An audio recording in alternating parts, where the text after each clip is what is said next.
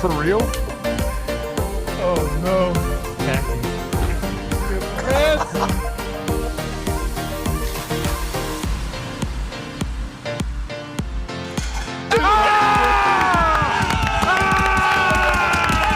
Let's go.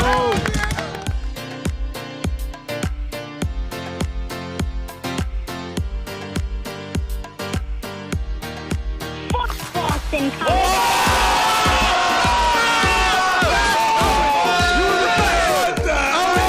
State of OH. Today.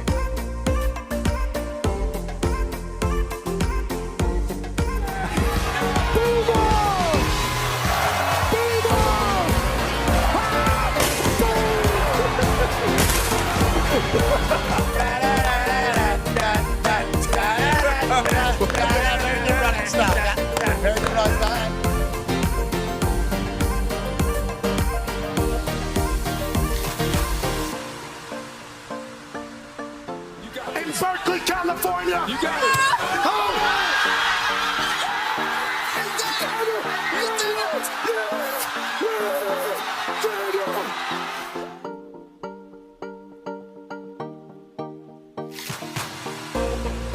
This one's for three. AJ Hawk, $5,000.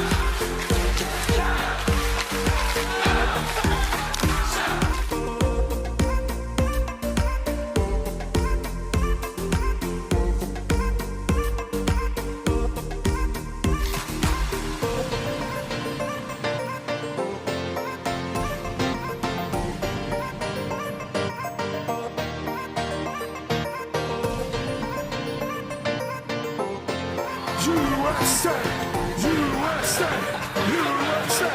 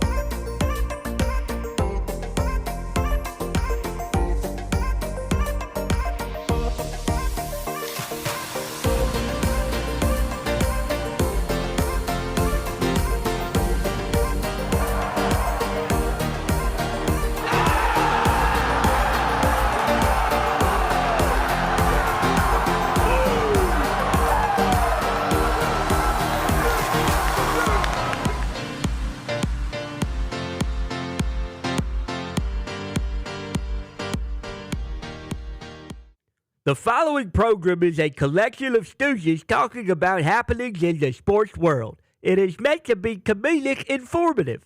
The opinions expressed on this show do not necessarily reflect the beliefs of their peers, their boss, or ESPN. There may be some cuss words because that's how humans in the real world talk. If you are young, please seek permission before watching any further. Hey, 20. let's go. This show stinks, and the fact that you listen, we are very, very thankful for. McAfee on the line with a gorgeous assist. The all-time leading tackler for the Green Bay Packers. You ping. Damn it! Be a friend, tell a friend something nice could change their life.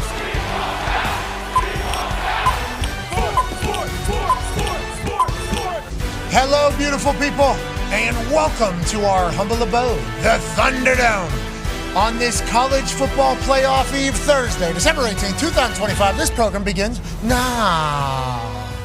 Football Is magical, and tonight on Amazon Prime, the NFL is delivering a fastball, 108 on the tape. Rams, Seahawks in Seattle. The stadium that is known as the greatest environment in the NFL with the loudest fans maybe in the entire world, hosting Matthew Stafford on an MVP-like run. The Seahawks favored by 1.5 at home, but if you do the math on home field advantage versus a team traveling in, it's basically a pick'em. As the number 1 seed, Los Angeles Rams are trying to lock down the NFC West or the Seahawks team. With Sam Darnold in his first year, is he a guy? Can he lead a team on a playoff run? When meaningful football comes around and that fat man is about to travel down chimneys all across the world, can Sam Darnold deliver in the biggest way? Or will he crumble like we have seen a couple times in the past? Nobody will believe it until they see it. Sam believes it. McDonald, the coach of the Seahawks, believes it. And on the other side, Sean McVay has had this Los Angeles Rams team go from, oh, that little whiz kid's pretty good coaching offense, to, oh my God, they won a Super Bowl in their home stadium, to, oh my God, they have no picks, they have no money, and one of the GOATs, one of the greatest players of all time, Aaron Donald, is going to retire. What are they going to do going forward? Well, Snead, McVay, Stafford, and the boys have been pillars throughout multiple different iterations of this Los Angeles Rams greatness run. They got a wide receiver in Puka Nacua who is seemingly untackleable. Now, a lot of stuff off the field's getting loud. He's going to have to continue to perform and be an absolute monster. We love Oos. We would like the best for Oos, and we know that whenever Oos is on primetime TV, he makes every play every time. He's going to have to. Devontae Adams pulled his hamstring this past weekend, just 4 days ago. Now, Sean McVay was kind of tight-lipped about him being ruled out. Let's assume 32-year-old Devontae Adams will not be playing tonight because of a hamstring, even though the game is massive for both of these teams. The injury wire, pretty clean for both sides. Wow. Late in the season here. The teams that are playing, very good on both sides. It's week 16, and it's special. So we can't wait to tune in tonight as Kirk, Al, Kaylee Hartung, Carissa Thompson, Fitz, Witt, Sherman, Gonzalez propel us into the greatest weekend of ball maybe ever. Oh, yeah. There's a chance. Because it's not just tonight that is special. Tomorrow, we kick off the college football playoff. CFP kickoff Friday, Alabama. Ty Simpson and the boys travel to take on Mateer Venables in Oklahoma to kick off the 12 teams counting down to 1 so we can crown a CFP national champion. It's a special time for football fans. This is going to be electrifying. College Game Day live 6 to 8 Eastern time beforehand. Then we'll kick off this college football playoff that has been obviously highly scrutinized, highly talked about. But the eyes that'll be watching this will be huge because it's a special time with great teams and incredible environments. Oklahoma's going to deliver tomorrow night. And then on Saturday at noon in College Station, Texas, we'll be on the call on ESPN2 for our field pass. Miami and Carson Beck travel to take on a Texas A&M Aggie team that were undefeated all the way until the last game of the season where they lost to Texas. That's a bad taste in the mouth of Marcel Reed, Mike Elko, his big-ass brain, and a fan base that is ready to be showcased to the entire football world as one of the greatest environments in the history of sports down there at Kyle Field. 2 other college football playoff games on Saturday, NFL games on Saturday, NFL games on Sunday. Then Monday night here in Indianapolis, the Niners travel to take on the Colts to punch their ticket to the playoffs. This is it, folks. We did it. We are in the most important time of ball that there has ever been, and we should celebrate that every moment we get. Yeah. Talks the tables here at Boston Connor and at Ty Schmidt. Ty, it's a special time. It's a special day. You had a cake from Tom Cruise earlier today. Unbelievable. I mean, you know, and there were a lot of guys in here who were looking the gift horse in the mouth right when it came in. Well, wait, TC didn't send, Mav's helmet from Top Gun, or he didn't send this and that. Listen, a lot of these new school dudes don't understand that sending some sort of cake around the holiday season, around the Christmas season, is not only one of the classiest gestures you can do, and then you take it up a notch, and it's TC's, I don't even know how what was it? Coconut, white chocolate, bundt cake that he hand makes all these himself. He's in the kitchen, from 6 a.m. basically until 4 a.m. cooking these. And he said he only sends them to his closest of friends. and he sent one here to the office for all of us. So, I mean, I could go on and on. I don't want to waste any more time. No. Football's great right now. Yeah, Football's great right now. Football is great right now. But cooking a bun cake from Tom Cruise. Yeah, are you kidding me? With names on it. Yeah, exactly. Is this the best day ever? Handwritten. Tom Cruise's coconut cake is almost as famous as he is, and we got the recipe. The only thing missing from the recipe that you're about to read here is the Tom Cruise secret touch that we could certainly taste with every single bite. It was moist, it was delightful, and boy, it was gorgeous. Yeah, it was the best piece of cake I've ever had. Now, listen, I'm a coconut guy. I love coconut. I love white chocolate. I love everything that this cake. It's almost like TC, took a quick profile of me and said, you know what, I know exactly what this guy wants in a piece of cake. And then he made it. He sent it here, and then just the classy touch of putting everyone's name on there. Hey, I remember all you guys. I had a time of my life when I came on here, and I was doing the Mission Impossible docket. I love you guys, so I just wanted to send you a couple cakes just to remind you that I'm thinking about you this holiday season. I mean, how many people over the years of this program have been on the show maybe once or twice, and TC's the one of all people to send us something over Christmas. So many people could have done it. Plenty. And I don't want to throw out specific names, but I got a few up here right now. We had a Pete Thamel family Christmas card. Wow. Yeah, where's that? The Where's last that couple of years. Wow. Where's that? That was the only thing we ever put on our fridge. Yeah.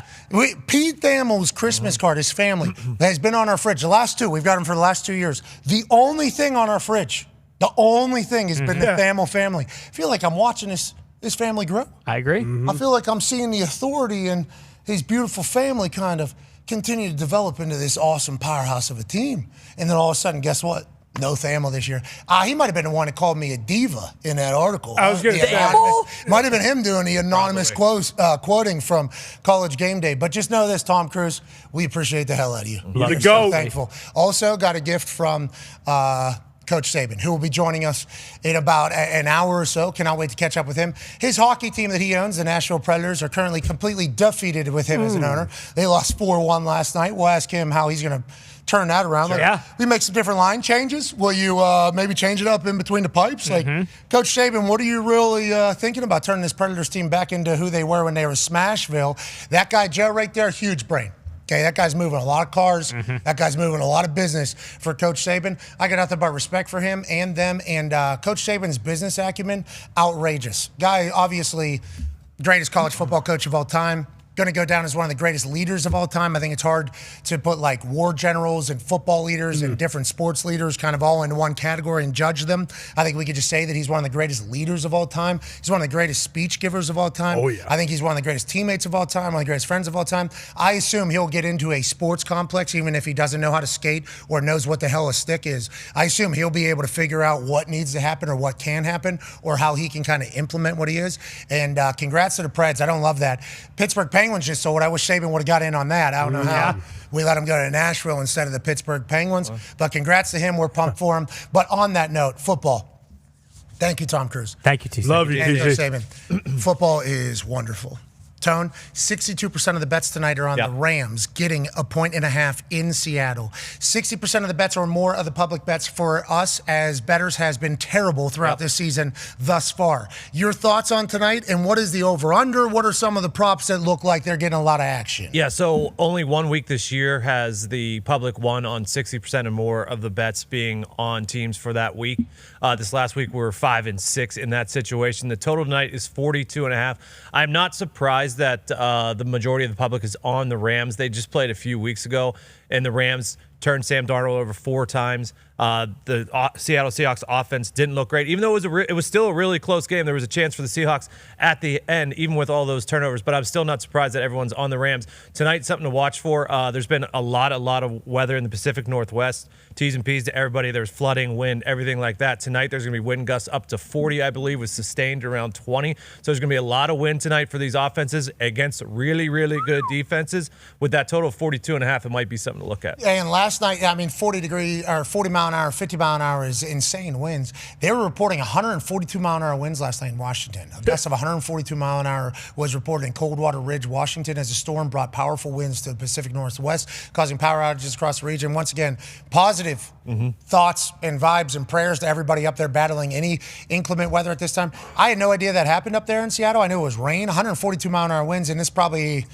out at altitude and stuff like that, whatever the case, that can certainly affect a football game. Oh, yeah. Now, the way that stadium is built is like this. So you would think potentially the boxiness of it might be able to keep the wind out of there, but it will certainly get down there and maybe do a little bit of damage. I don't think the Rams care. Rams run the rock. Yes. I don't think the Seahawks care. They run the rock as well. So this might set up just be a little bit different, more of a physicality type game if the wind is bad. But I don't think either of these teams are scared to play that type of ball, which is a beautiful thing. Yeah, and that's why like a Jason Myers, who we had on the program earlier in the week, is such a massive advantage. Yeah. Like he's used to it. Last week against the Colts, it wasn't great weather.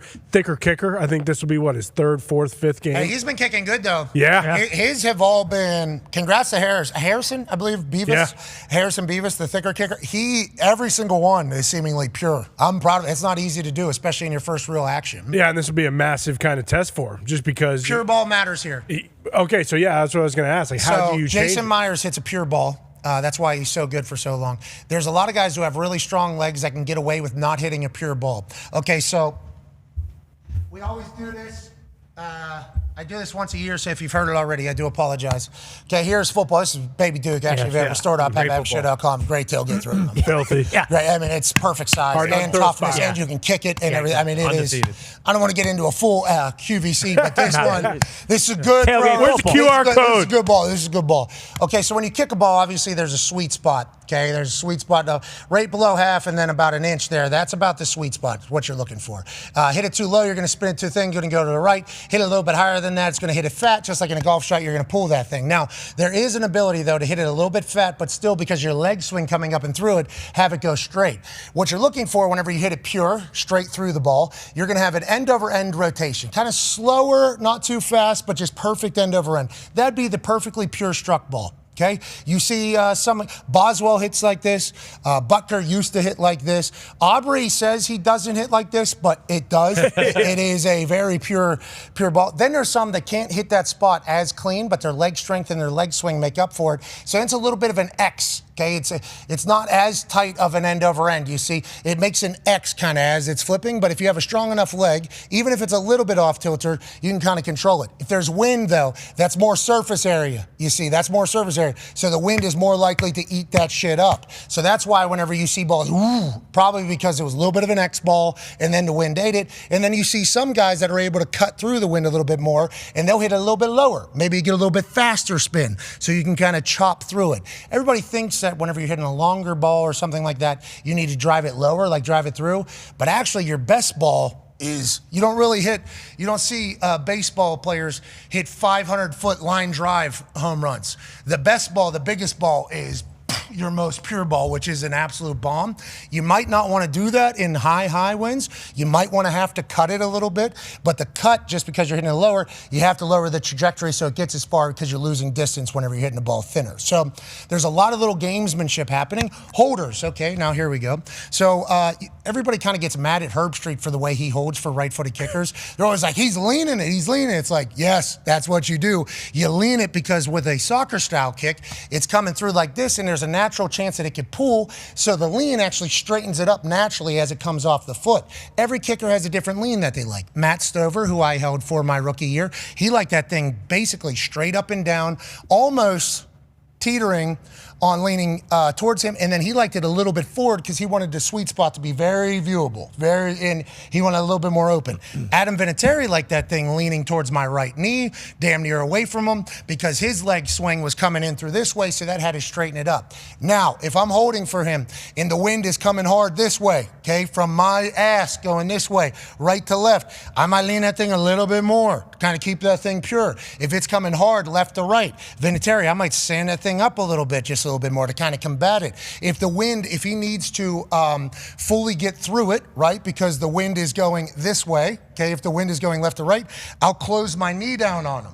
Okay, so he has to kind of get through it that way. So instead of holding with my knee open like this, okay, like I'm down on one knee, I'm holding like this, I'll shut that thing down like this so that he feels as if he has to fucking hit the ball to the left, so then we can play it there. Obviously, the conversation with the holder, Michael Dixon, who's the punter for the Seattle Seahawks with Jason Myers, they are looking for a target. Very rarely do you give up the upright. So a lot of times you'll see a ball like move half an upright or something Versus like the Colts, the game winner for Myers. Yes, so you'll see a ball move like that. Very rarely are you giving up the upright. And by that, I mean very rarely are you aiming outside of the upright, because then if the wind stops or something like that, you're having a miss. But there is very regular basis where we're aiming a foot inside upright, or we're even aiming at upright and letting it eat. There was 2 games, I think, where me and Vinatieri, and he's the one making the decision at the end. I am just caddy, a part of the conversation, where we gave up the upright, where it was like, hey, we are aiming fat guy, 3 outside, left upright is where we're aiming, and then we're going to let the wind kind of do its thing. So that's a huge part of the entire game, playing the wind. There's some guys who are great at it. Nick Folk, one of the best wind kickers in the history. He's still doing it. He's still doing it. So I think he hit a 57-yard game winner versus 57-yarder still Jets. somehow. I have no idea how he's still doing it. One of the best wind kickers of all time. Goskowski obviously was great. Vinatieri was a great wind kicker. There's few in the history that are very good at reading it, very, very good at playing it, and that's quite a weapon. I think Myers is one of these guys. I think he's very good at it, and we'll see if Beavis is as well. But he hits a pure ball. I think the issue is being confident enough and trusting the wind enough. Like, hey, I'm going to aim at this upright, and I am trusting that this wind that I can't feel, because I'm not up there, nobody can feel up there what it is. I'm just going to trust that it's going to take it. And I'm going to trust that in warm-ups what the wind was doing is the same exact thing that it's doing right now, because the wind changes literally minute to minute. So the high gusting winds, if it's left to right on these uprights, you really find out a lot about the kicker and whether or not they trust it, or if they can battle it, or if they're just hitting and hoping, and you can kind of see those as well. Well, and how long does that, or I guess how close to the kick is that conversation happening between kicker and holder, just because it changes so much? Jogging on field, so we're jogging on. Everybody talks about the top of the uprights, the flags. That's just the wind there. That's just the wind there. There's so many different, I mean, depending upon the stadium. If it's perpendicular, is that what it's called? No. If it's, what's it called when shadows, when one shadows the other? Symmetrical? If it's a symmetrical stadium, okay, wind comes in this way, and then it's going to come back out this way, okay? So this side is getting this side. If there's holes, now obviously that changes everything. So what that flag is doing in some stadiums, like in Pittsburgh, is actually the opposite of what it will be doing for the rest of the field until there. So flags definitely matter. Okay, but it doesn't tell you the whole story of everything that's kind of happening. It's more so like a visual feel, I think, for the TV people to be there. But it is nice to know what the hell's going on at that exact spot whenever it gets there. We were the Colts facility. We have an outdoor field. Then we have an indoor facility here. Our field runs this way, and then there's like an alley that comes in between the practice facility and then the actual full facility. There's like a wind gap right here. And there was a day where we would be kicking, and then as soon as it got to 5 yards in front of the upright, it was just like it was like a fun game. But Vinatieri worked this shit. Like he wanted to go out there. He wanted to see it. That's why you see a lot of kickers good at golf, because whenever you're in golf, you have to be able to play the wind and do everything. But it takes a lot of trust that you're going to hit where you're aiming, because like it's like in a putt. If you're not going to putt the ball where you're aiming it anyways, does it matter if you aim to the right and it breaks 3 cups? Like if it breaks 2 cups, but you hit that thing 4 cups, does it matter what it was going to do anyways? Not at all. Exactly. So like you have to have enough trust that you're going to be able to hit to where you're aiming, first of all. And then, oh yeah, we are aiming outside of the uprights and see what we can do. Little game inside of a game, but if it's going to be 50-mile-an-hour winds, then it's going to get in there. I mean, there's a chance that we get one of those. The Niners had lefty, I think it was John Casey maybe. John Casey has a legendary kick. John Casey with a K, by the way, great spelling. He has a kick where the ball, like, I think it's like a, it's like a 20-yard, bend. Like, I think it goes in. I think if I'm not mistaken, I think the Bears have a couple in their history. Elliott, 61-yarder, I think it was Kelsey's last season, had a crazy to tie the game where it went left and then came back and snuck in on the right. Anytime you're aiming outside of the uprights, it's like you got to have massive. Yeah. Because if you pull that, so let's say you aim left. And the wind is left to right. But if you pull that at all and don't hit a pure ball, that thing might go out the side. Missed it by like 150 yards. So it's like it's an embarrassing situation. You might lose your job forever. Good luck out there. Good luck, Go get him. Good luck out there, brother. Mevis. Mevis. I just looked it up. Harrison sure. Mevis. Yeah, but Mevis. I think it's pronounced Beavis. I think the reason why I thought Beavis, I think it is Mevis. Mevis. From Missouri, talented kicker, getting an opportunity to be with maybe a Super Bowl team. UXFL product. I'll tell you what, you make kicks, brother, you go win a Super Bowl, then you just do it again next year. That's right. And then now all of a sudden you have a 10-year career in Los Angeles. That is what it's like. You just need an opportunity, need a chance, need to make your kicks, especially in big divisional games, and then add in potential 40, 50-mile-an-hour wins. It's like you make a couple kicks tonight, brother, you might have a career. You might.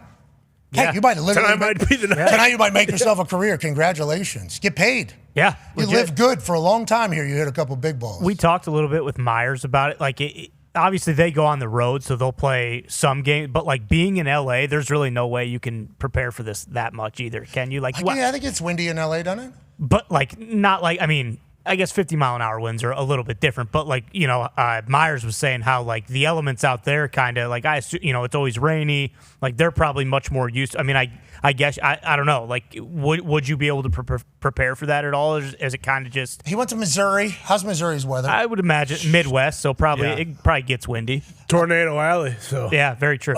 I mean, exactly. He might have been growing Legit. up. Yeah, there's like I grew up in Pittsburgh, obviously. So kicking in snow, punting in snow, and shit like that was never really like a worry for me. Then I go to West Virginia. It's wildly windy, wildly cold. Every day was tough. Not really a worry for me. Then I get to Indianapolis, and I realize like, oh, every day it's windy out. Like every day it's very windy out here. So I felt like I was prepared for everything. And then we played in Cleveland, and it was cold and windy, and I was like, no, I can't do anything today. So it can get you. It's just like when you're from the cold doesn't mean you're going to be good in the cold. Yeah. It's like, you have a better shot at it because mentally you've been able to just battle it your whole life. But that day in Cleveland, I'll never forget just going out there and being like, I don't know if I can even make contact with a football here today. This is a little bit too breezy for me. The cold thing, the grow up like in playing in the cold thing is I think we felt it today, like because it's been 0 degrees all week, and then this morning it was 35. It felt like it was 80 T-shirts degrees. coming in. Yeah. That's the difference. It's like when it's 0, everyone's cold, but when it's back up to 30. Like people who live here, it feels like it's 80. That's what we were trying to tell the Tennessee kids when they had their shirts off. It's like, hey. Yeah, It's it okay. gets cold in Tennessee. Yeah, I know, but you don't have to act like you're not cold. We are all cold. It's cold. Everybody here is cold right now. It is actually cold. No human's supposed to really be doing this. Even the Inuits would say this is cold right now. Put a coat on. Let's make sure we're trying to tell them. Yeah, exactly. They're Vaselined up. Yeah, they're ready to go. We're tough in this thing. looking jacked. They are. Speaking of. Okay, Okay, absolutely. Had some good glisten in there. All right, let's talk about some other news around the football world. Chicago Bears are now going to be the Midwest Bears. Yeah. There's stories brewing about Chicago leaving Soldier Field and building somewhere else. And now it feels like this is 3 different times where we thought it was for sure going to happen. We for sure had a place. They were for sure moving forward. And congratulations, the Bears have a new stadium and a new super duper park around it where they're going to own everything. The Bears now no longer downtown. The Bears are now out a little bit in Arlington or something like that. That feels like we've had this conversation throughout the course of our live show's existence since Kevin Warren has become CEO and president of the Chicago Bears 3 different times. Every single time some political tax stuff pops up and goes, nope, actually it's not happening anymore. Who knows what they're going to do. State of Indiana came in and were like, hey, Gary, Indiana is very close. They consider themselves a part of Illinois. And there was almost a rezoning of the states that was being talked about, right? Where Southern Illinois would come over into Indiana, and I think some of Northern Indiana would go over to Illinois to be in Chicago. That was being talked about in like 2025. Yeah. That we're redoing a state was being talked about for how close we are. And now to Tone's point, it is 2 different time zones, which would certainly be quite an issue. But Gary, Indiana is in the Chicago time zone as opposed to the Indianapolis time zone. So like that area is kind of already operating as if it's Illinois, but it has Indiana taxes, a lot of, which could be quite a benefit for a business if they were to operate. And the governor of Indiana has come out and said, hey, whatever you guys need up there, we'll give you tax-free build, we'll give you land. We obviously got the space for it. You can build your entire thing. And they're trying to bait. They're trying to bait the Bears, I think, to potentially move into a promised land here that's close to Chicago, but certainly not in Illinois. That'd be a fascinating thing. Are you still the Chicago Bears? Because a lot of people up there consider themselves to be Chicago people. But if it's in Indiana, are you still going to be able to get away with that? Or is this the Midwest Bears? Are we the Midwest Bears up there coming out of Gary, Indiana, potentially because of tax breaks? Yeah, and Illinois screwing this up and Chicago screwing this up is awesome for the people of Indiana just because they should.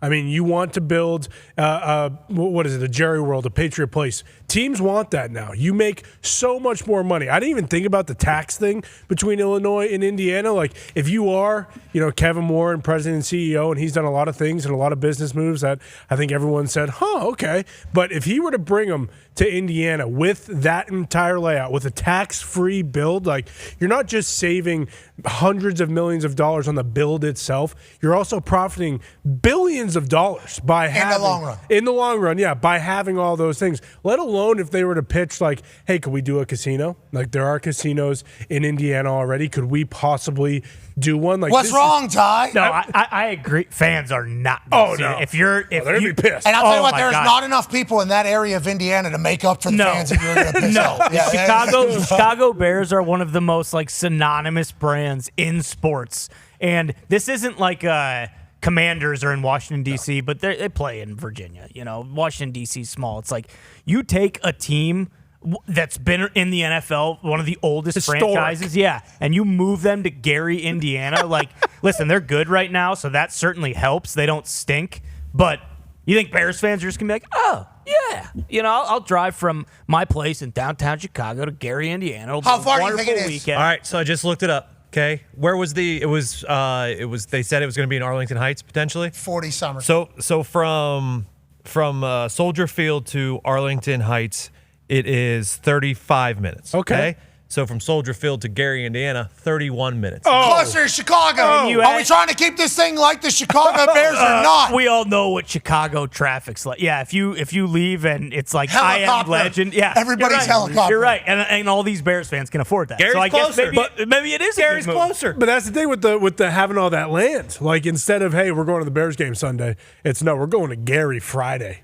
We're hanging out on Friday night at the casino there. We got a hotel room Friday, Saturday, Sunday. Gary was the highlight of that show. Oh, where's Michael Jackson from? His house will be in between a casino and a stadium. Boom. And walk by and see where the Jackson 5. This is the right move. I mean, you're going to lose and piss people off. You're going to piss people off, but hey, sounds like it's already happening. So, welcome to Midwest American Bears. Crazy. And if they're good, too. Like, you're a Bears fan? Oh, you're going to leave them when they're finally good? Go ahead. Go ahead and leave them when they're finally good, and you finally have a quarterback that's going to throw for 4,000 yards at some point. I would like to let Mike Braun know, Governor Mike Braun. I appreciate him just being like, "Hey, we're all ears over here. Let's go." Whatever you would like. Governor Holcomb, the previous governor who did the max amount of terms and ended his time, he was very much like, "Hey, Indiana, we're open for business. We got a lot of space and opportunity here. We got good tax," and brought in a lot of business. Like Indiana, as you see and you hear about. We host everything. We got a lot going on here. Northwest Indiana, not talked about a lot as like developing. No. If Governor Mike Braun was able to throw a Hail Mary to get the Chicago Bears to move to Indiana. Dude. They built up an entire place. What a move. I mean, the chirps Bears fans are going to get from this. Like, just any, like, we just lost to the Gary Bears this week. I mean, it's not going to be Chicago anymore, and it's going to piss people off that are Bears fans. It's 31 minutes away. It's 31 minutes away. It's nothing. And that's on Chicago. Look, it's not on the franchise. It's not on, Caleb Williams. You can call them the Boo-Hoo Bears if you want. If you are a Bears fan, you get upset. But, hey, it's a business. And it is a winning team that's looking to expand a little bit, okay? Blame your state, blame your city for basically blame your politics. Yeah, blame your politicians. Yeah, which we can do for everything, it feels like. But let's move along. Joining us now, ladies and gentlemen. I hope it happens. So bad. Packers fans. Oh, God, they'll be relentless. I mean, the names we were throwing out, if the Chicago Bears is historic in the sea and everything, but, I mean, they got a chance to rebrand here to not just Chicago. Like, hey, what about what was it? The American Bears? The American Bears. Yeah, the Midwest. Hey, goodbye, Cowboys. You're not America's team. The American Bears. Up there in Gary, Indiana. Up there in Gary are America's team. Sorry, Jer. All the Midwest. All right. Hey, welcome to Indiana. Hey, welcome to Indiana, Ben Johnson. We appreciate you. Caleb. Indiana, the new Indiana Jones. Yeah, Ben Johnson. Caleb's going to love Gary. Caleb's a big Michael Jackson fan. He might buy Michael Jackson's house. It's not for sale, brother. Okay, you can actually certainly have it be a part of the entire thing, but let's not get crazy here. Gary's not completely for sale, unless it is. Unless the right price. Joining us now, ladies and gentlemen, is a man who's an absolute legend. I think what I've been so impressed by is The depth of this Yinzer's thoughts I did not know was possible for said any Yinzer, really. Yeah. He's a good football coach. Coached a lot of great football teams. He's Super Bowl champion. He's obviously incredibly handsome. And he has a dog that is a multiple-time ribbon award winner for getting birds out in the woods. That's right. Ladies and gentlemen, Coach Mike McCarthy. Yeah, Coach. How you doing, Coach? I'll tell you what, your introductions never get old. That was fine. Well, I want to make sure your thanks dog. for the love for Gus. Oh yeah, What's Gus. that? I want to make sure Gus got a little bit of love there. Speaking of love, looks like there's a lot of love over your shoulder. Who do we have joining us here today? Well, just being with the Christmas spirit and trying to line up with your shirt. It's amazing to all the parents that you have young kids and how fast they grow up. So these are my two youngest here, Izzy and Gabby. They're 14 and 17 now, and just as we're getting ready for Christmas and going through the old pictures and so forth, it's just amazing how fast these kids grow up. So just a friendly reminder to you and all the other gentlemen on the set there that have kids. Everybody tells you they grow up fast, and they certainly do. So it's been really cool just as you prepare for Christmas, and as my wife Jessica gets the house ready, that some of these pictures are floating around. So I just thought I'd share that today. Hell yeah. Thank you for the message. And I will, actually. We're in the middle of football season. There's a lot of activity, a lot of things to figure out, a lot of things to sort. And you're right. Maybe, yeah, I did need to hear that. Thank you so much. Obviously, I'm enjoying time with my daughter, especially now that she's coherent enough to kind of understand what's going on. And ho-ho and Santa is bringing good stuff. And then being able to hold that over her head's nice, too. Like, hey, you think Santa's going to like that you did Santa's that? watching. That's been a lot of fun. Now, did you dress up as Santa Claus every year or just whenever they were young? Looks good. Oh, come on. All right. You didn't deserve that. You didn't deserve that. Okay. Yeah. I didn't always have this fine beard, but I'm about ready to get rid of this thing anyways. But no, it's funny to just because the enjoyment I get from that picture, all my daughters were scared of mascots, Santa Claus and so forth. And this is probably one of the first times that we were ever able to get the girls to sit on Santa's lap. And so that's where, you remember those times, the little things that happened. My oldest daughter, Alex, actually, when we were in Kansas City, we used to have Casey Wolf come to the house. Had paid for Casey Wolf to come to the house for 3 birthday parties, and never was able to get a picture with her and him because they were scared to death of Casey Wolf. So those are the little things you remember. So this was really cool that for them actually to sit on Santa's lap and take that picture because some kids are just not comfortable in that space. Casey Wolf is the Kansas City mascot. Casey Wolf is not the guy that robbed the banks and ends up in jail. Okay, which is good because if Coach McCarthy would have been bringing that particular wolf to the house, obviously we'd all have questions. Instead, it's just the Kansas City Chiefs mascot, which we are grateful for. We love you, Coach. We appreciate the fact that you are great father, great dad, and also a guy who shows up every single week for us. Genuinely, you try to crush it for us, and you give us great answers every single week. You've made us better, and I think in this holiday season, we need to tell you we appreciate the hell out of you. Now, Tom Cruise sent us a coconut bunt cake. Yeah, that's right. 3 of them. Okay, just want to let you know that. Really? Yeah, just something to think about as you're checking your I think list. you might have said it to him, too. There was a mic on the card. Yeah, actually, he might have been talking about you. He might have been just assuming you're a part of the crew. Tom Cruise sent you a coconut vanilla bunt cake to this Thunderdome. We ate it. You won't get to see it or enjoy it, but just know that it was spectacular. Well, that's cool. Yeah, Mike, that's awesome. Gump, Mike. I will say this though, you are on Jessica's Christmas list, so I have no idea what you're getting, but I don't know when that's. She's awesome at it, so I think you guys will be in great shape. So. All right, well, please tell Jessica we said thank you. We appreciate the hell out of you and your family for everything, and I'll tell you what, it is nice to find out what we got somebody sometimes, whenever me and Sam will walk into a thing. Obviously, I'll make sure I ask. Yes, that seems like a veteran tip. I got next week, right? I'll be ready. I'll be ready for you. All right, sounds good. We'll see. But Sam having something perfectly wrapped. Obviously, she wrapped it. She takes her time with it and everything like that. She's an artist. And then she hands it to somebody, and then I immediately go, I have no idea. You're going to love it. I have immediately big sell. Hey, that thing is awesome. They're going to love that. Yes, they are going to love that. Okay, perfect. And then we move forward. Merry Christmas to all. And to all. Yeah.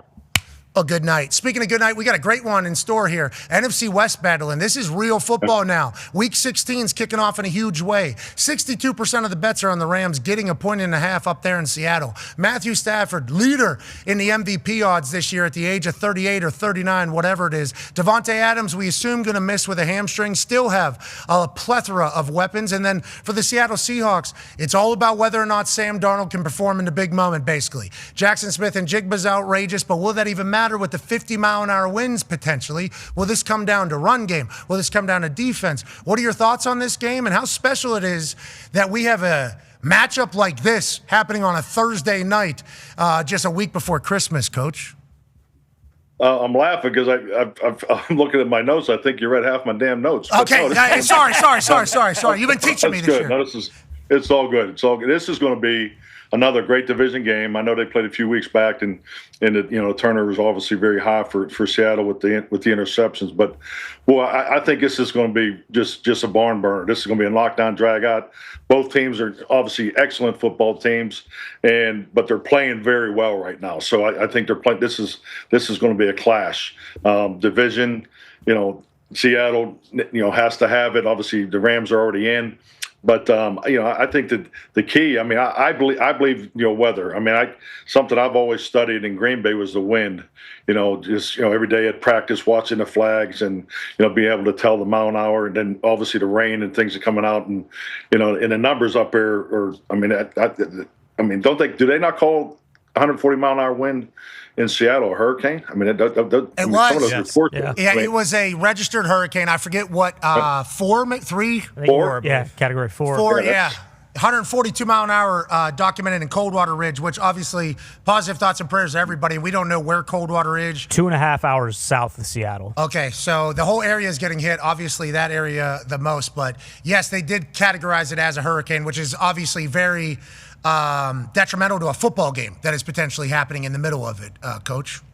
Yeah, definitely. No, definitely. Wind to me is the biggest factor in preparing for a football game. I mean, rain, snow, heat, but I've always felt wind, factors more than anything. It always changed my mindset and changed the way I looked at the game. So I think being a home team, being an outdoor team, I think those things factor. You got two outstanding defenses. I really love what the Rams have done. Practicing against the Rams when I was with the Cowboys, out there in California 2 years ago, when all these guys were very young, you could see this thing was building. And can't say enough about the job Chris Scholl has done there, and so and obviously what Mike McDonald's done with the defense in Seattle. So you got two knockdown, drag out defense playing in a bad weather wind game. So it's always about the football, but taking care of the football is going to be at a premium. And when you're playing these games, the way you call it and the way you play, the decisions you make in situational football, field position will be huge in this game. The field position battle, what you do on 3rd and 4th down, how do you approach that? So I think it's going to be a knockdown, drag out type game. I have such great respect for Matthew Stafford because these games usually come down to the quarterback that can move the football in those types of situations. And I've seen him play outdoors so many times in Green Bay. So I think he'll definitely be ready for this. But to me, I'm 0-3 when I bet. When I bet with my heart. This is when the tide's going to turn. I'm going with the John Snyder Seattle Seahawks, and I think they're definitely going to pull this one out. I like that I'm going to take the Seahawks tonight. I like that because AJ very similar with Snyder and his relationship up there in Green Bay. Yeah. I'm 0-3 whenever I just clearly pick my friends, but I'm going with the guy none of us have talked about, Snyder and the Seahawks. I love everything about it. It's holiday season, good for the friends, and they could certainly get a huge win here, just like the Rams could. It's only 1.5 point spread. I want to talk to you a little bit more about the wind with the quarterback. I talked about with the kickers, about aiming and where you're doing and cutting and driving and pure ball as opposed to like a fat ball. You hit a fat ball, that thing's going to get eaten up. You have to hit it pure in the wind. Punting sucks in the wind, worse than kicking, I think, because there's a moment of free fall where you're not touching the ball. And if it's gusty there, that thing moves. You're going to see some shanks tonight, I would assume, even though these guys are very, very good punters. It's like punting sucks. The decision to punt, though, is something that a coach has to make, certainly, because if we're going to only get 25, 30 yards here in net field position or 20 yards net field position, should we go for it or not? And then let's talk about throwing a little bit. Do you know any tricks that guys do for throwing in the wind, or why some guys are better in dealing with the elements? Big hand. Is there like a spin rate maybe that cuts through the wind better? Is there anything that you've kind of seen or acknowledged? Yeah, definitely. I remember as a young quarterback coach, I had a coach tell me that they would change the way they hold the ball, but I never believed. I was very fortunate to have, we had Aaron and Brett in Green Bay. These guys, long arms, 10-inch hands can really torque the football. And most important thing is not to overgrip the football, in the bad weather. So, I thought you made a really good point about the punting, something that I'd always look at, particularly on your call sheet, the shot plays, when you take them and so forth, because, third and long now becomes a better opportunity to take the shot, because an interception on a shot play would probably serve better than a punt. So all those little things that go into into playing the game in the wind, really come into this the strategy for the coaches. And you talk about the wind for kicking. I thought Mason Crosby was an outstanding kicker for us all my years in Green Bay, and not only the wind. Anytime there was the weather, the pattern would be different. Mason, whether it's during practice or after practice, before practice, him, the snapper and holders, Rob Davis was a big part of that, would go up because they were always wanted to work the different wind, because, the big flag, we had the big flags in the north end zone out there in Lambeau, and, full pitch flags, 25 mile an hour. So you learn how to read the wind with the density of how the flags pitched. I had an old military guy take me through that. So that's something you watch during the game. But, during my time in Green Bay, they had a north end zone expansion. So now that changed the way the wind come in, because now it kind of came, you may have a northwest wind, but it would start to come in and turn the bend a little bit to the southeast.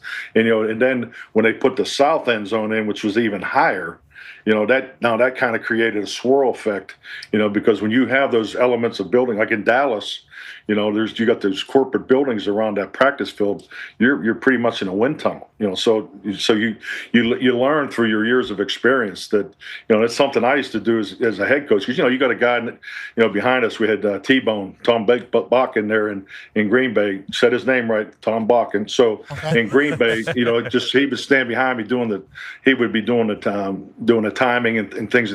But we'd always, anytime it was a windy day, we'd say, hey, what's the wind? We guess 14 mile an hour, 50. It was all based on the flag. So, those years in Green Bay were very beneficial for me, as a head coach, learning that. But I thought Mason and Rob Davis in our battery of snappers and kickers did an outstanding job at getting in the stadium on the odd days. Anytime you see a little different weather pattern, just to make sure they had a feel how that wind was coming into the stadium. And, with those expansions over the years, the way it turned changed too. So it's definitely part of the game. I mean, that could be the difference of, taking the ball and, going to the north or deferring and getting the ball, make sure you want to go south at the end of the game. So that's, to me, that's all part of your pregame strategy. I appreciate that you think about all those things. As I was listening to you just on the other things, I'm like, man, would have been nice to know a lot of these things here.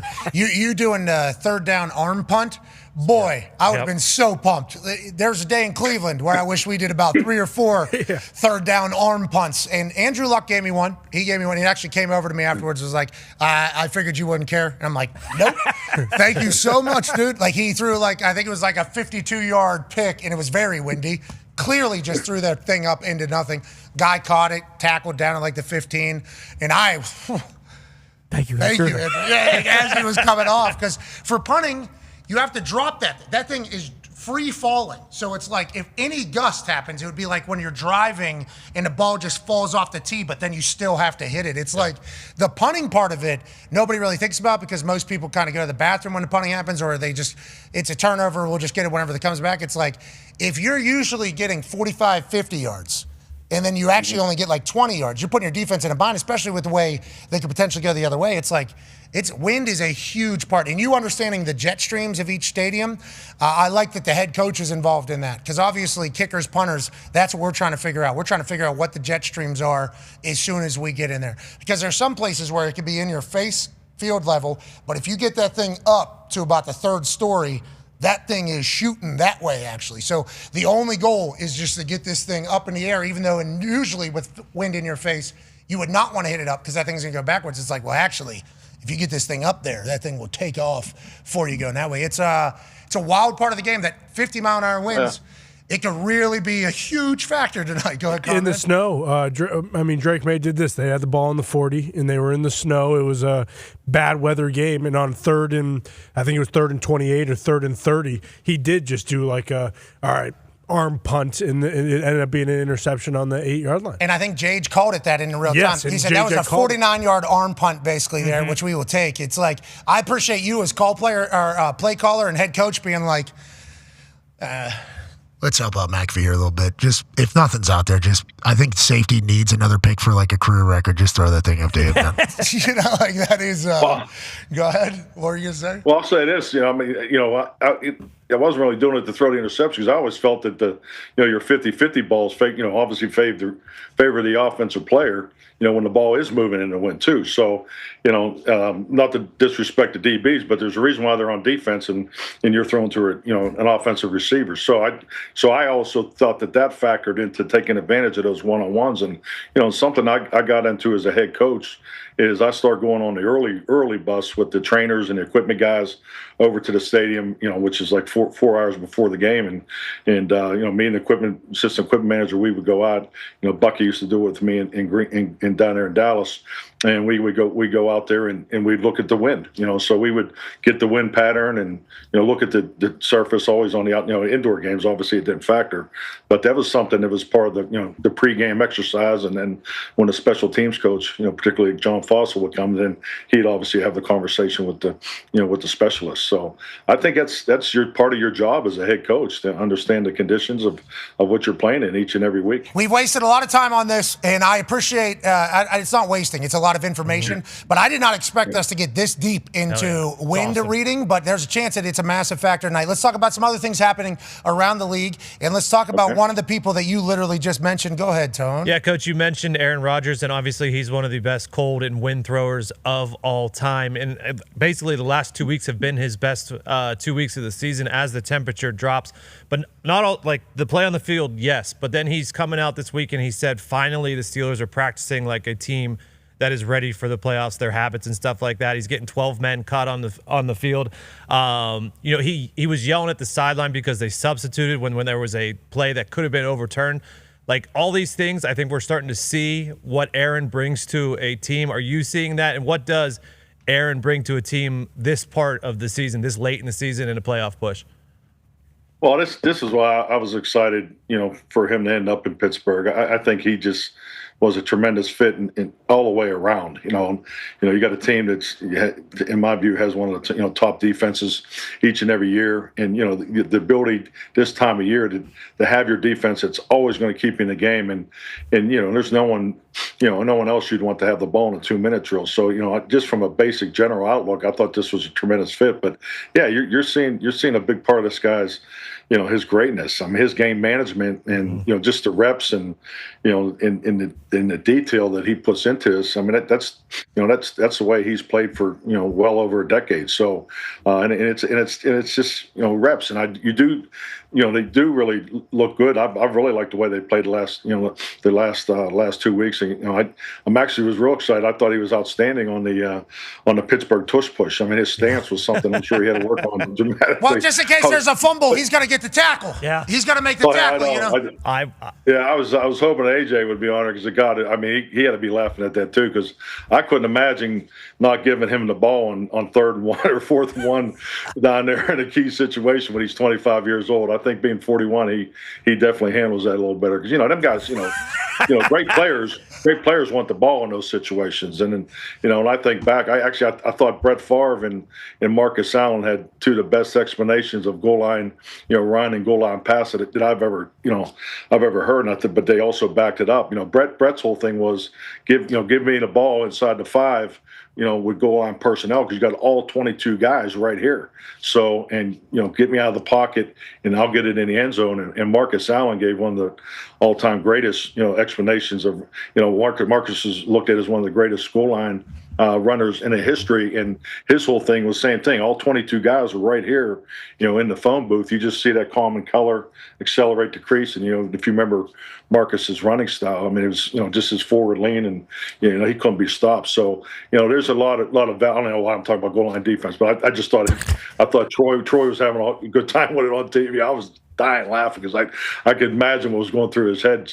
That's funny. Think of you actually going in whenever he was young days with the Packers as we're building the GOAT resume that he's currently exists.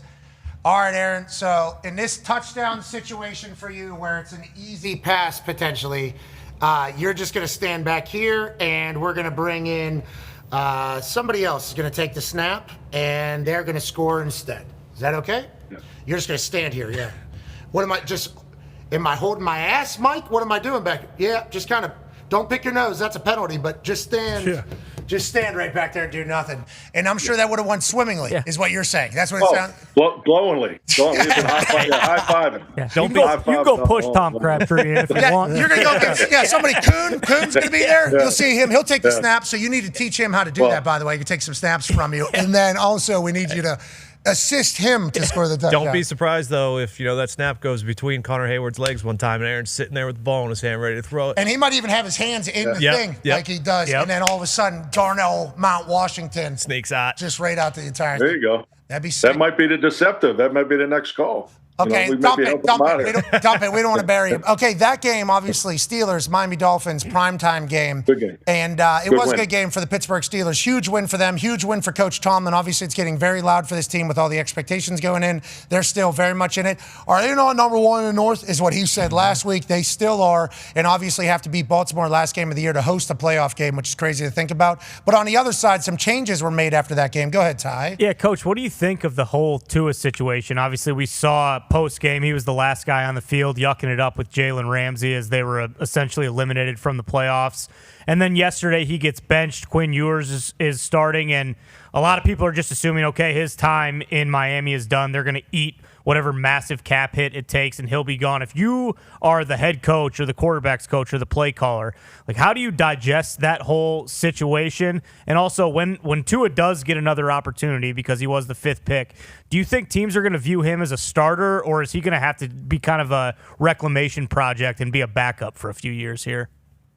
Well, that's a great question, Ty. I think there's a number of things there. Number one, I'm not totally engaged with everything that's going on in Miami. But, you do have a young guy in Quinn, and I've actually had a chance to spend some time with Quinn before the draft. So I'm excited for him personally. But, yeah, I don't know if this is you're out of the playoffs. I think, when you get to this point in the season, you haven't been there a lot of times, but there's a lot of things you got to talk about, particularly, what are you thinking in the future? They don't have a GM, so I don't. I think there's some answers to your question that probably can only come from inside. So why exactly they're doing this?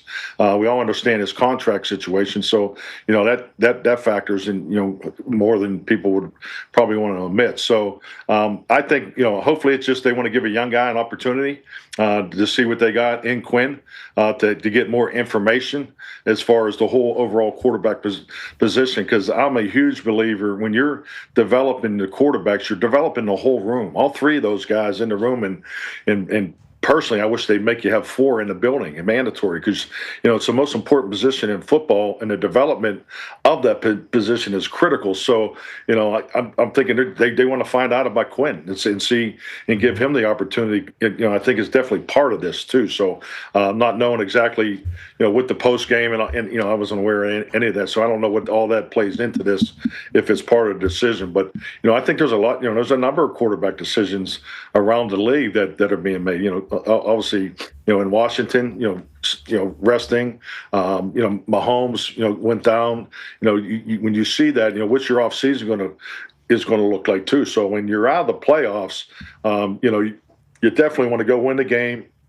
The fans are, they're paying. That's important from the business perspective of it and so forth. But there is a future outlook for some of these teams, in whether the coach and standing of the coach and GM, I know is probably part of that, but you when you're building a championship program, you do have to forecast some of those decisions, and how you go into the off season, I think, is critical.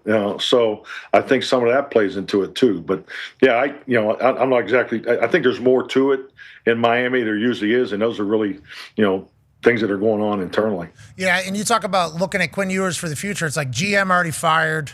Is the head coach going to be there next year? I have no idea. Is he going to be down there with sunscreen? Maybe he gets a chance to see maybe. What Quinn Ewers. We're not putting your name up for any jobs or forcing anybody out of any jobs, but it would be hilarious to see you back head coaching now that we know you much, much better. Much, much better. You in Miami would be incredible. Yeah. Coach McDaniel is still down there. And obviously the team continue to fight for him, so we're not making any of those decisions. But I don't know if you have done this. I have placed you in a couple of different spots. Just the thought of you going out there in that teal, bright red, in Miami, you'd be that guy right behind you with your daughters there. Just sun bright hat. red out there, sun hat. Oh, man, we need it. No, McDaniel, we like him, whatever happens in the future, but we appreciate the hell out of you, Coach. Enjoy the hell out of the weekend. Great ball tonight. College football playoffs tomorrow night, Alabama, Oklahoma. Yeah. Any thoughts on these? Just looking forward to watching it. No, I don't want to upset any of these calls. I think this college, this national championship brackets. I just love what they've done. So these games are so exciting, and I'm just looking forward to sitting down and being a fan. All right, we'll be on ESPN2 noon on Saturday, calling Texas A&M, Miami from the sideline. Hopefully you enjoy us, and we would like text messages if you see anything for anybody so we can sound smarter. We won't give you credit, but we will steal your shit. Yeah. You're the man. Ladies and gentlemen, Coach Mike McCarthy. Hey, Coach. Thank you, Coach. Thank you, Coach. He's the man. Dude, it is fun placing them now. I feel like I haven't done that enough. Oh, you should. Have him in Miami. Just first training camp, it's 115 degrees. 400% humidity, and he's just drenching. We got a fast team. We got to work hard today. That's a bad idea, man. There's Irish Yinzer in Miami. That'd be the Italian Yinzer went down there and did pretty good. Gay Dan Marino. Yeah, you're right. Maybe you need the Irish to go down there. There's a lot of Italian Yinzers going down to Miami. There's a lot of Italians in general that head down that way. Yeah. Okay, and a lot of Irish head down that way too. Mm-hmm. They all seemingly have similar jobs, but trash. Amongst other things. Construction. Sanitation, please. There's also concrete. Funny, Frank's still living in Plum. Be a friend, tell a friend something nice that might change your life. We're back on the other side.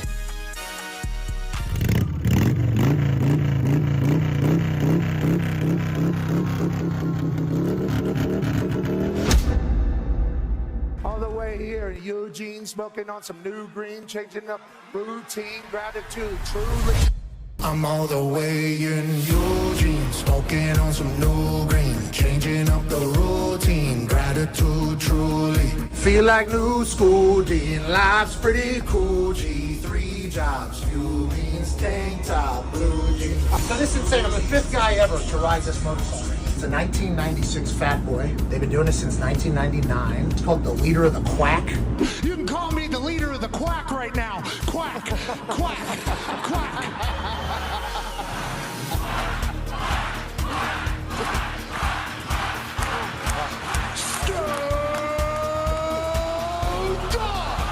The guy currently, his name is Matt. He's a dog. He's wearing a different jacket today, and he told me to wear the one he's wearing. This is a Grateful Dead one, so I'm gonna wear this one.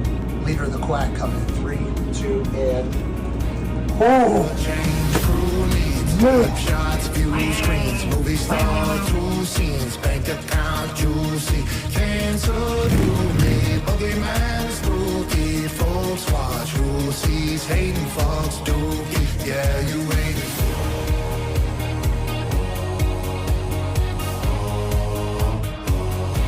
Yeah, you waiting for 2K. Yeah, you waiting for 2K.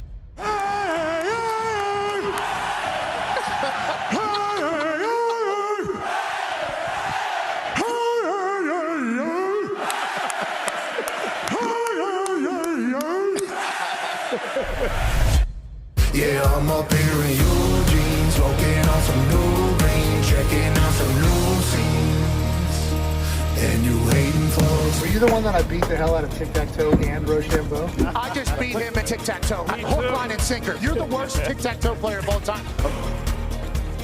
Yeah, get out. Undefeated. Completely different. You guys came down into the thing. Boom! Go! Go! Go! Go! Make me want us. Put my hands up and hang my heels up and smoke some tree and give me the Oregon Ducks to get a huge win today. A little bit softer now. A little bit softer now. A little bit softer now. A little bit softer now. A little bit softer now. A little bit softer now. A little bit louder now. A little bit louder now. A little bit louder now. The following program is a collection of stooges talking about happenings in the sports world. It is meant to be comedic informative. The opinions expressed on this show do not necessarily reflect the beliefs of their peers, their boss, or ESPN. There may be some cuss words because that's how humans in the real world talk. If you are young, please seek permission before watching any further. Hey, Why? let's go.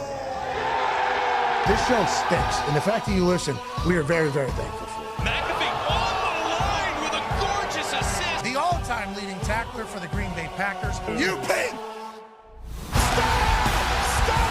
Damn it! Be a friend, tell a friend something nice could change their life.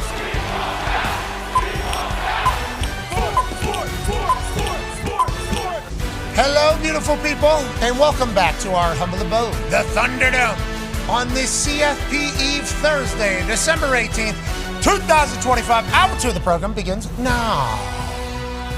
Football! It is magical. We're so incredibly lucky that we get a chance to chat about it tonight. Week 16 of the NFL season kicks off in a huge way, and tomorrow, the college football playoff, the second ever 12-team college football playoff, kicks off on a Friday night in Oklahoma, as Alabama will travel to take on Mateer and Venables and an entire Sooner Nation ready to deliver an epic environment as Alabama is underdogs, as Oklahoma favored by 1.5 at home. Let's go to one half of the Hammer, Dahn. Cowboys, AP, Tone. What are the numbers saying for this particular game here, Tone? And what's the percentage of bets on who? I naturally assume that more people will just say, give me Alabama, just because it's Alabama. Alabama, I think there's some sort of stat line that's out there about something about since 1860 or something, they haven't done something and lose in some sort. But obviously, this is DeBoer's Alabama. This is not Saban's Alabama. This is a massive one for DeBoer, Ty Simpson in Alabama. And for Venables, he's been waiting for this in Oklahoma. Mm-hmm. I mean, Venables was brought in from Clemson as the defensive guru that led that Clemson team in fantastic fashion. He gets to Oklahoma. They have a little bit of a run, then a little bit of a lull. Texas goes on their big run, and then all of a sudden, Oklahoma is kicking off the college football playoff with a Venables defense that's going to hunt. I mean, they are going to hunt. They are going to look awesome. Is Mateer and Arbuckle in the offense that we saw earlier in the year, then a little bit at the end of the year, going to show up in the biggest moment and continue this magical run? Or will Alabama and Ty Simpson, who had a tough road throughout the middle of this season and got to this point, will they continue their journey to a national championship in the post-Saban era? It's a huge one to kick off this college football playoff tomorrow night. Yeah, it's a ginormous one. I think the line kind of reflects how I feel about this one as a coin flip, but you're going to get the favorite because of the home and the home field advantage. These two teams played, what was that, 4 weeks ago? In Alabama. Yeah, in Alabama. Oklahoma won 23-21, but Bama outgained them by 200 yards. It was kind of the story of turnovers. That Oklahoma defense was getting sacks, turnovers. They had an interception return for a touchdown. But so Ty Simpson has 5 interceptions, I believe, on the season. 4 of those have come in the last 4 weeks. So there's internet rumors about his health and stuff like that. Alabama can't run the ball. And then the other side, the Oklahoma offense, the second half of the year has been shit too. But these 3 weeks off for both of these teams, are these teams gonna turn back to what they were at the beginning of the year, where Alabama won 5 straight against ranked teams or 4 straight against ranked teams, and Oklahoma's offense at the beginning of the season with Mateer was unbelievable before he hurt his thumb. It's an incredible. It's a coin flip for me. You talked about Venables. He was kind of on the hot seat before the season. He is not anymore. He's a dog, by the way. He's got. He's got The vascularity. Yeah, he's still in there. I think he's still in there moving. Always has a raspy voice, no matter what. I think their SID, the guy that controls like his press appearance, is like the hardest in the country to work with. Okay. And by hardest, I mean like keeps him.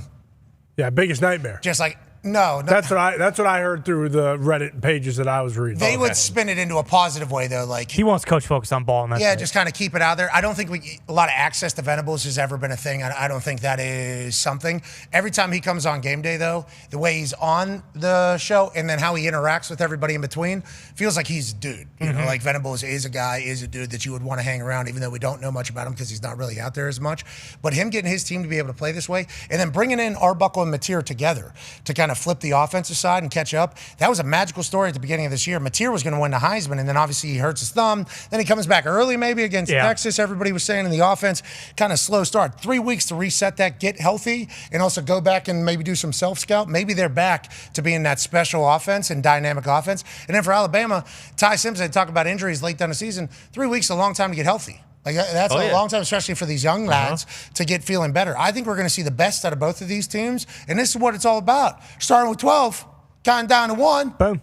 It's about who's going to become a CFP national champion. If this one comes down to a kick, as you know, Oklahoma's kicker, Tate Sandell, I believe was 23 of 24 in the season with a long of 55. I believe he was either a finalist or won best kicker in the country. Those awards mean nothing because they do it via Zoom. We hate that. What are we doing? College football is the second largest sport in America behind the NFL.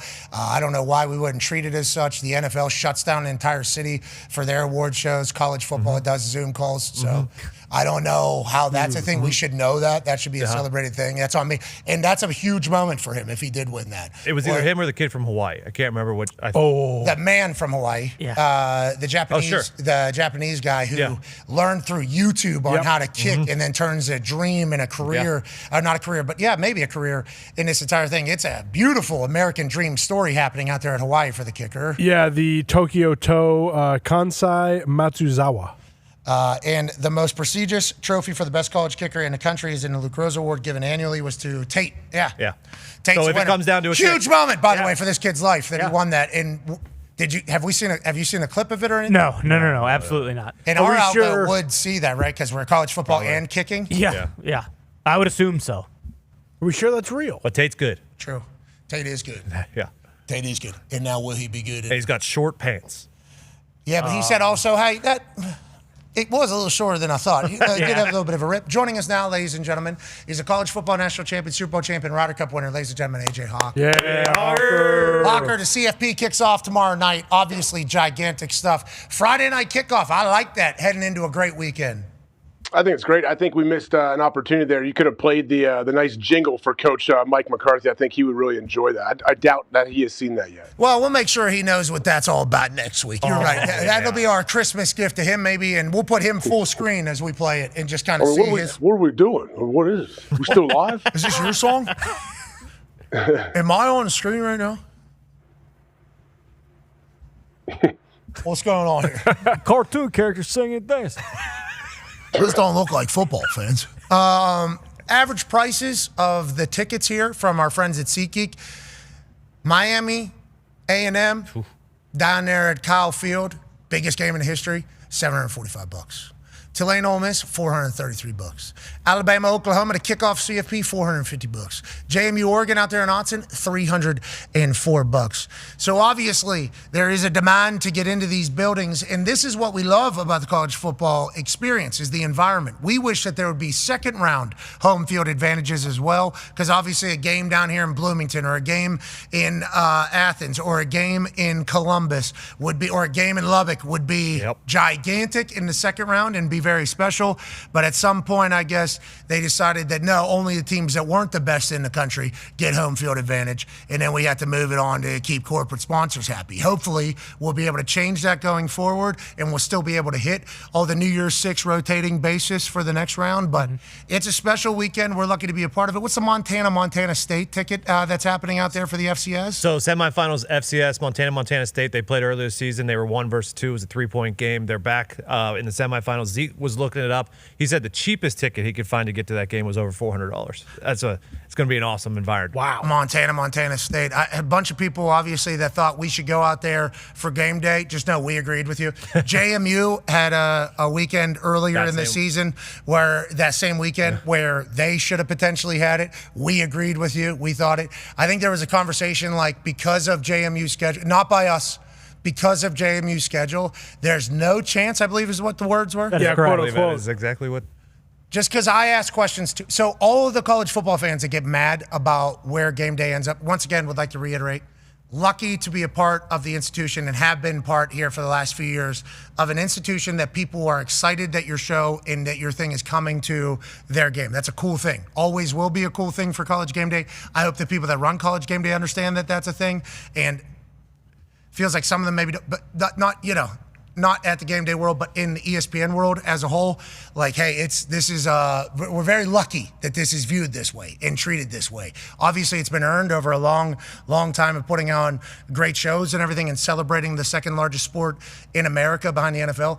But like, I also ask questions, have no say. I think it's well documented that I'm pretty low in the totem pole over there. Have no say in the entire thing. So whenever some of these decisions are made, and I just go, what? Why? We were just there. They had 40,000 people for us. Why would we not want to do that?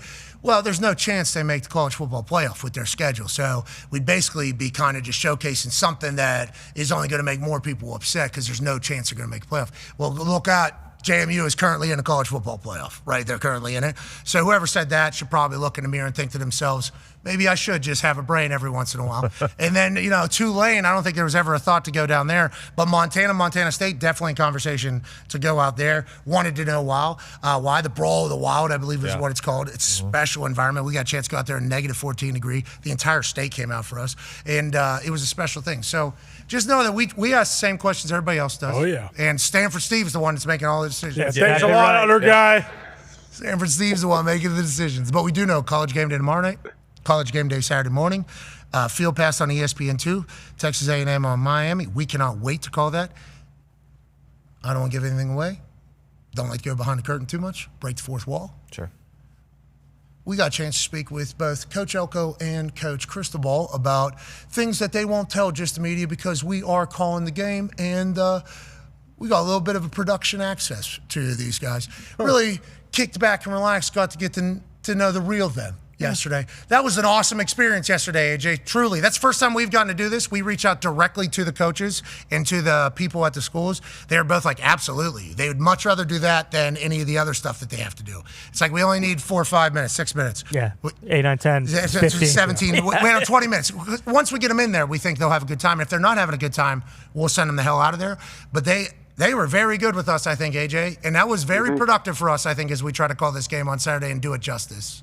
Yeah, it was very productive. I mean, thanks to you. Obviously, you have a way of making these guys feel I guess, at ease and comfortable, and they trust you, and you have a relationship with them beforehand. But, I mean, I've been in plenty of production meetings where you don't get anything, where they are tight-lipped, giving you, like, the coach speak. So the fact that they were so open and cool about it, and they both seem like they just seemed super excited. They just couldn't wait for the game to get here, I feel like. They're ready to go. Thankful, gratitude for being in the – like, it genuinely felt like – and I think they view us as just football dudes. Mm-hmm. So, like, whenever we're talking about them, it's just like, hey, explain the situation to them about us calling these games.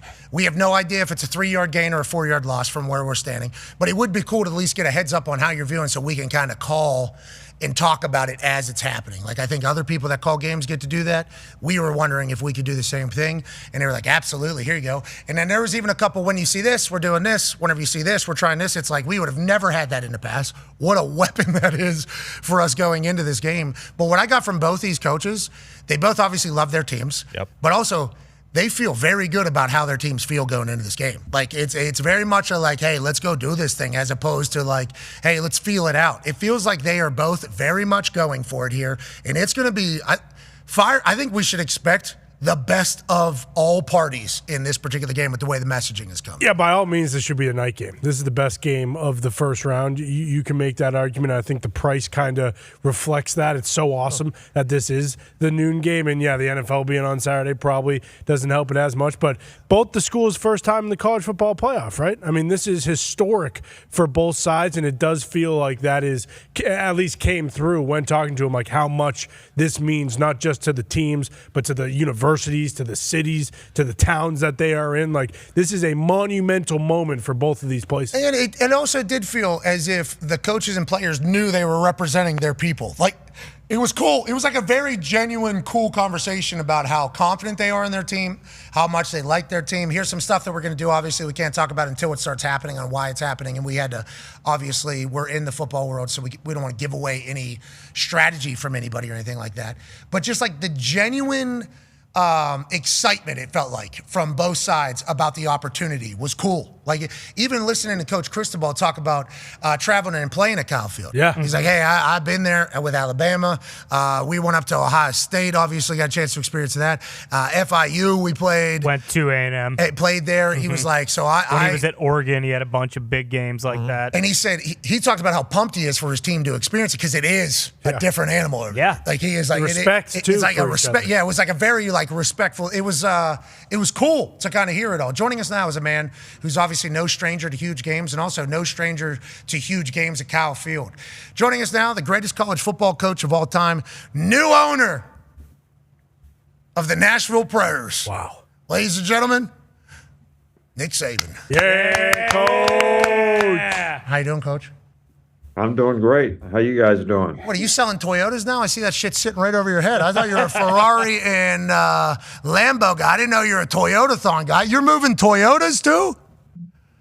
Yeah, I had to do this in the store today because I had some meetings this afternoon. So they set it up for me, and we're here and not trying to advertise anything. Just No, of course not. No, of course not. Yeah, it doesn't look like it at all. There you go. Doesn't look like. Got a Lexus here if you need it. Shit, we got you the best thing you could possibly need for a stocking stuffer. We got a Toyota-thon little elf here. You can buy. Where is this Toyota located at here, Coach Saban? This one's in Montgomery, Alabama. All right, well, if I ever need anything, I know I'm coming to Toyota right down there in Montgomery, Alabama. Coach Saban, Coach Gresty, and all the boys there will take care of you and get you everything you need. Let's talk about you being an owner of the Smashville Predators. Listen, you're a completely defeated NHL owner. Got their asses beat, 4-1, L with your ownership. But tell me how you got into this, and how much do you know about hockey, and what is your planned presence for the Nashville Predators going forward? Because I got a lot of friends in Nashville that basically, as soon as they saw this announcement, were like, Saban's coaching the Predators? We're winning this thing. What is it? What is the expectation, and how did you get to this? Congratulations. We love hockey here. Yeah, well, it was an opportunity for me, really, with Mr. Haslam, Bill Haslam, who we talked about some sports franchise opportunities in the future, and this was the first one that came up. I love hockey. I think hockey's a great investment. They have a salary cap, and it's a growing sport. I think there's a lot of interest in the sport, and Nashville's a great city. We have businesses there. So, I'm kind of a fan, and, look forward to being a part of the team, which I think they have the structure there to, rebuild this team, and excited about being a part of it. And, I don't know enough about hockey to really coach anybody how to play it, but I know enough about successful organizations that, hopefully can contribute something to the organization in a positive way. I don't like to hear that. So you're actually going to do stuff here? You're not just going to stay away from the building? Because the Pittsburgh Penguins just sold too. I don't know if you've already signed. We'd love to have you in Pittsburgh. And we'll certainly give you a better deal than whatever the Predators did. So you just kind of give me a heads up on that if you want me to stop mentioning that right now or no? Has the ink dried? Well, I went to a Predators game in the playoffs several years ago, and the Penguins were actually playing the Predators in the playoffs. And I had a Predators jersey on trying to promote our Nashville businesses, and I got about 1,000 negative emails from my people back in West Virginia who were Penguins fans. So I got my ass kicked on that one. Good. I hope you get more this time because we were just for sale. You could have bought the whole damn thing potentially. No, we love to see you continuing to get in the sports world and give back to the sports world. The Predators are very lucky. The city of Nashville knows and appreciates you becoming more of a part of it is a great thing. I love you're a part of hockey, Coach. We love hockey around here. And to your point, up and to the right. And go Preds going forward. Go Preds going forward. But also the Penguins are about to beat that ass, Saban, whenever they have to. And that's a good thing about hockey. Let's talk about football now. Let's talk a little bit about college ball. This weekend is obviously huge. CFP is kicking off tomorrow night, Friday night. Alabama, Oklahoma. Very close to home to you. And obviously Oklahoma came into Alabama just about a month ago and got a win. Tone has a question for you about what we think is obviously the X factor of the entire game. Yeah, Coach, you've obviously had to go up against Coach Venables in your time in the playoffs. Now that Alabama has seen him once this season and they're going to have to see that defense again for a second time, is that a good thing for Ty Simpson and the Alabama offense? And what makes going up against Brent Venables so hard? Well, I think, the pressure package that they have, and I think that was the big difference in the first game.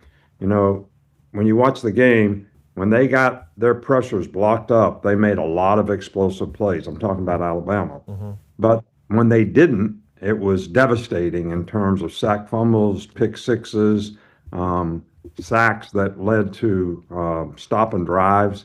So it was like feast or famine, in the game. So how they can execute against the pressures, to me, is the most important thing, because if you can get to the back end of Oklahoma's defense, I think you got a chance to make plays, which was evident in the first game. I mean, Alabama had over 400 yards versus Oklahoma's 200, but 3 turnovers, all in negative field position, that led to 17 points, helped Oklahoma tremendously in the game. And you can't have those kind of plays. If you have those kind of plays, Oklahoma will be successful. That's how they win. They've not scored a lot of points. Their defense is outstanding. And they thrive on making plays in the game that are going to impact the game, and they did it to Alabama a month ago. Yeah, they did, Coach. Yeah, and Alabama, Ty Simpson, has 5 turnovers or 5 interceptions on the season. 4 of them come in the final 4 weeks. That 3-week layoff, is there a way to fix that, or is that just something that's going to come with games down the stretch whenever you're trying to take a shot? Well, I really do think that some of the issues that have been created on Alabama's offense come from, the fact that there's more pressure, more sacks. They've been able to affect the quarterback, which led to the 4 interceptions that you're talking about. But Ty's very capable, but I've always said this, quarterback's a hard position to play, maybe the hardest position in sports, if the people around you don't play well. So their ability to run the ball, their ability to protect, pick up pressures, the offensive line needs to play a little more consistently. That'll help the quarterback. And if they can do that, I think Ty's very capable of, getting back to where he was somewhere in the middle of the season when he was playing outstanding. We're obviously hoping for the best out of everybody. Mateer included in Oklahoma whenever he started this season. It was, wow, I can't believe this guy is as good a football player as he is. He gets hurt. They weren't able to find their rhythm yet again afterwards, but starting to find it towards the end of the season. Will the 3-week layoff help them? Now, let's move to Saturday as we travel from Oklahoma on Friday to College Station late Friday night. Go ahead, AJ. Yeah, Coach, we will be on the field for the Miami taking on Texas A&M. I guess what should people be watching? Say the first half, like what should we be paying attention to kind of see, or what are you going to be paying attention to early in that game to see how it's playing out? Well, I think 2 things are very interesting in this game, and it's the style that both teams play defense. Miami has got really talented front guys. I mean, they dominate the line of scrimmage. They rush 4 guys most of the time. These guys make a lot of negative plays by how aggressive and physical they are. I think Jason Taylor's done a fantastic job of coaching these guys up front. And then you go on the A&M side of it, they're not as big. They're very athletic. They can run, and they rely on different kinds of pressures and slants to give you negative plays. And if A&M gets you in 3rd down, they are lethal, man. They've got a great 3rd down package where they create a lot of pressures, a lot of overload type simulated pressures that give people problems. So this is going to be the tale of, how does this game go?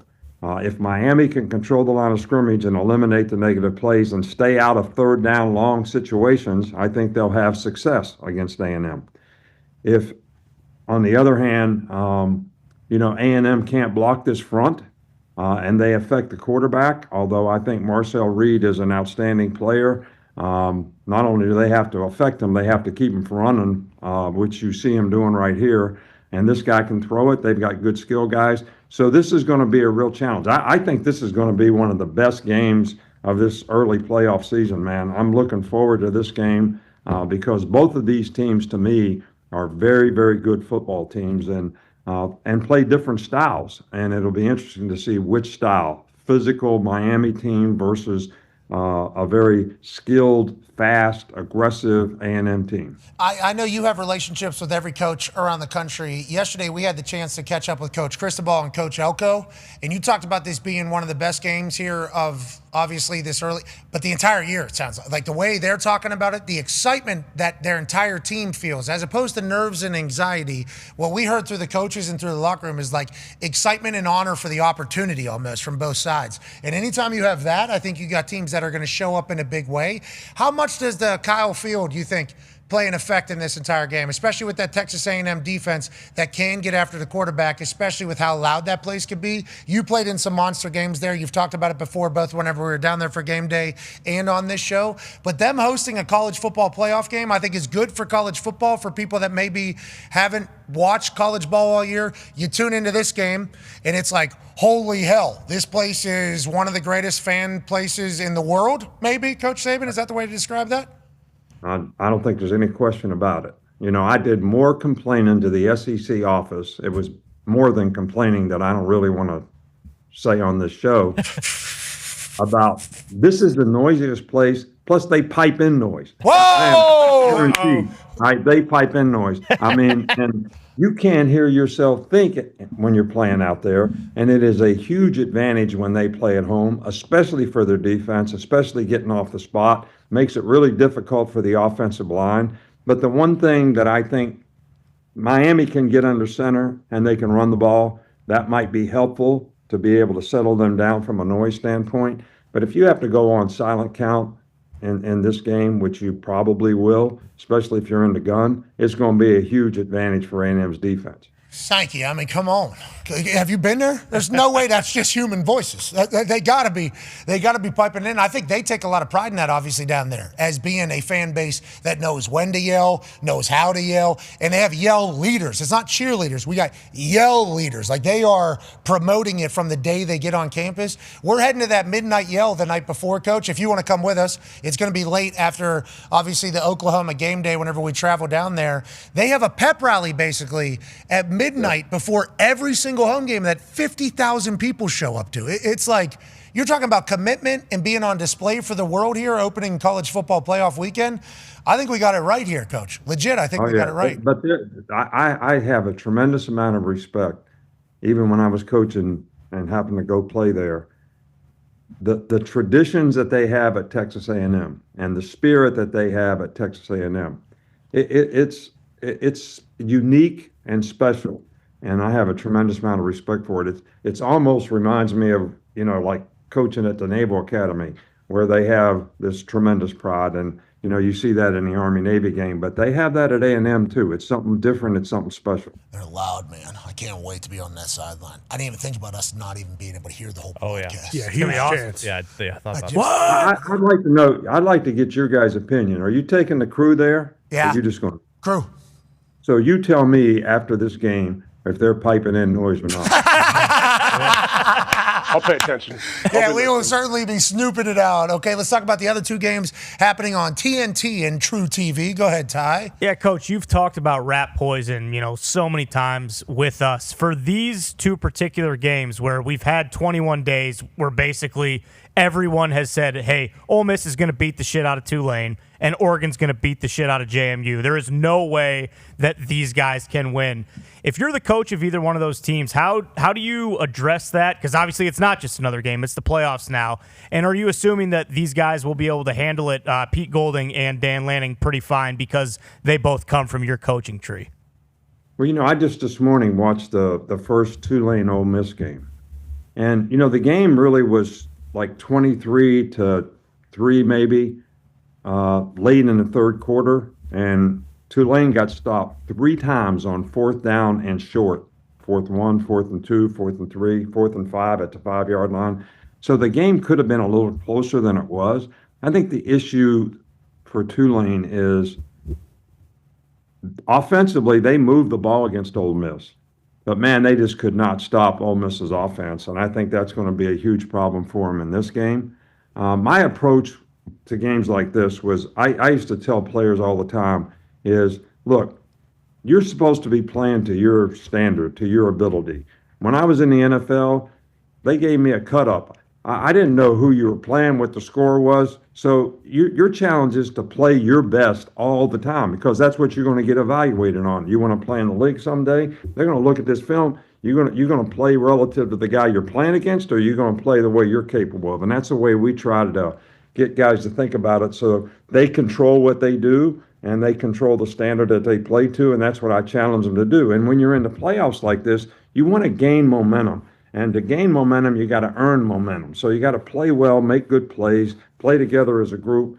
And that's what I used to try to, emphasize to our guys so that, we would gain some momentum. So you're going to have a tough game the next game. You know that. Dan Lanning is definitely selling everything about Indiana having JMU kids and coming in there and winning. And then this show, even Coach Saban, there was a couple times last week where some people on this show were like, you know what, JMU wins games. I like them. Maybe they go in there, especially with what happened last year with Oregon in the Rose Bowl and Ohio State. Some people on this show were kind of feeding rat poison towards JMU's side almost, as opposed to Oregon's side in its entirety. We know Lanning will have the boys ready to go, but JMU could obviously do something special.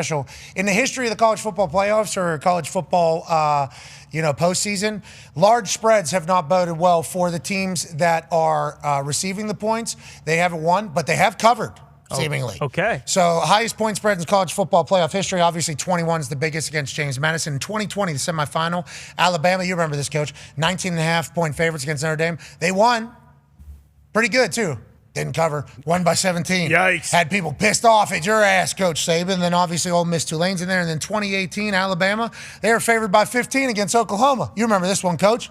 They won by 2 scores. Jeez. Didn't cover, though. Only won by 11. So had a lot of people pissed off. So I think what the stats are saying, massive spreads in the playoffs. Certainly the winners are going to win, but that's a little bit too much of a projection. Is that because maybe things are a little bit tighter regardless because it's playoffs? Maybe, or what do you think it is, why sports books maybe overshoot it? And how did you feel as a coach who probably had to hear from some people, even though you win by 17, couldn't win by 24, bub? Like that in this entire thing. What are your kind of thoughts on the projections of a game versus maybe the outcome, especially whenever it's playoffs and who knows what it could be like? Well, there's one thing I've learned a lot from you, Pat. I got to admit that over the last, year and a half, 2 football seasons, and I learned something today. I never paid attention to the spread, but I would have enhanced my legacy a lot better if I would have tried to cover some of these spreads. Yes. Yep. Because you pissed us off. We got Saban playing? Yeah. All right. They're definitely going to cover. And then wins by 17 instead of 19.5. This fucking asshole. This guy ain't got it. This guy ain't got it anymore. Can't get the boys to rally. Can't even cover out there. But yes, it is something that is interesting. And obviously the expectation. But, go ahead. One thing I hated, though, was when we were heavy favorites in a game, because I think sometimes players think that game is going to be easy, and these games are never easy. I mean, I don't care who you're playing, when you're playing.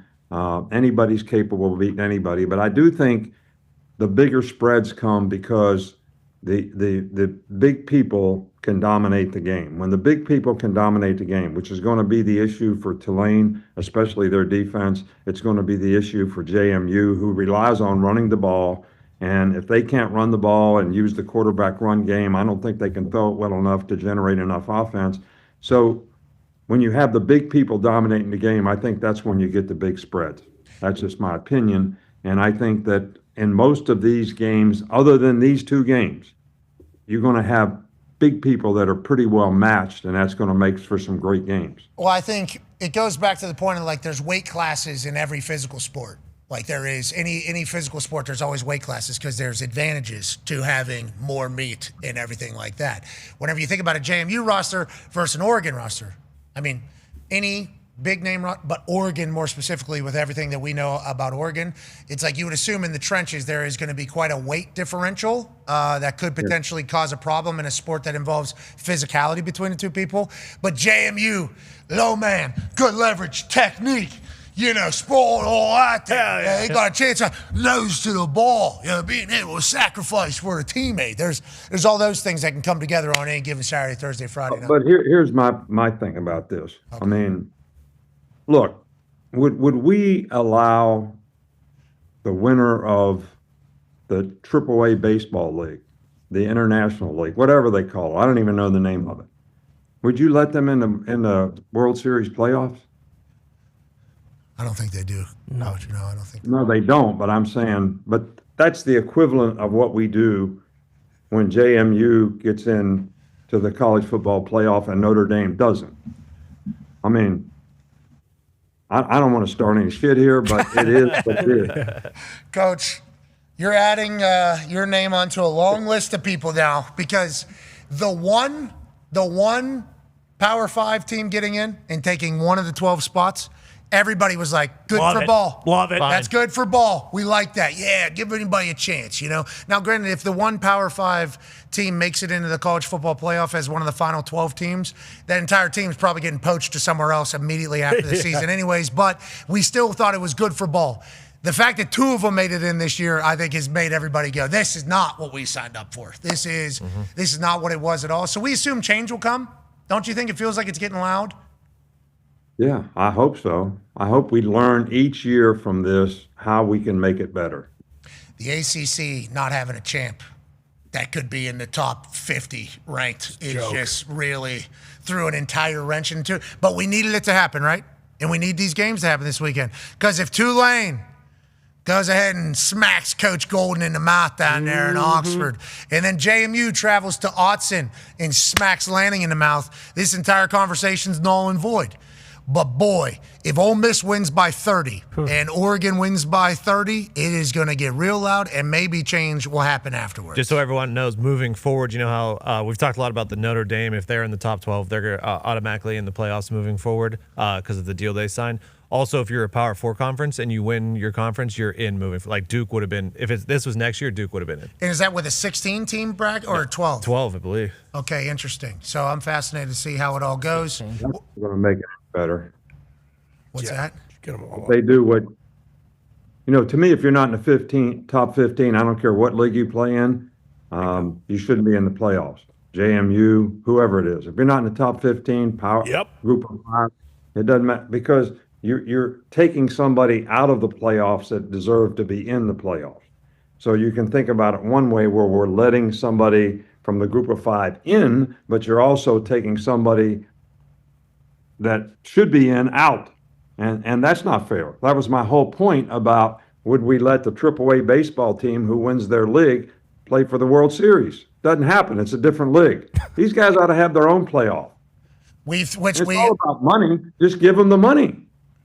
Well, each school gets $4 million for playing in the first round. Is that right? I think so, yes. Give them $4 million and put Notre Dame in.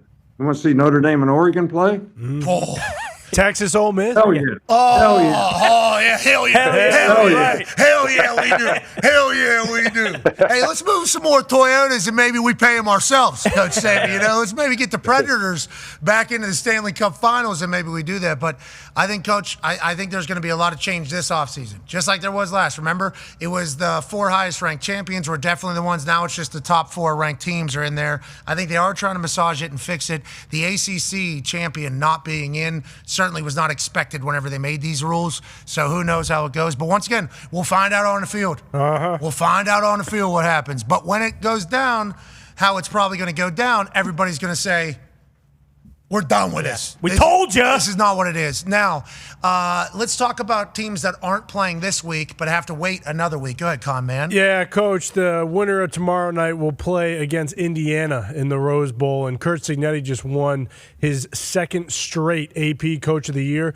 I assume that's because they got sick of giving you the award, and that's why he's the first one ever to win it back-to-back years. What do you think about Coach Cignetti and the Hoosiers this kind of playoff run? Last year they played in the first round at Notre Dame, and they were booted. But this year feels different. Mendoza wins the Heisman. Cignetti has the boys going.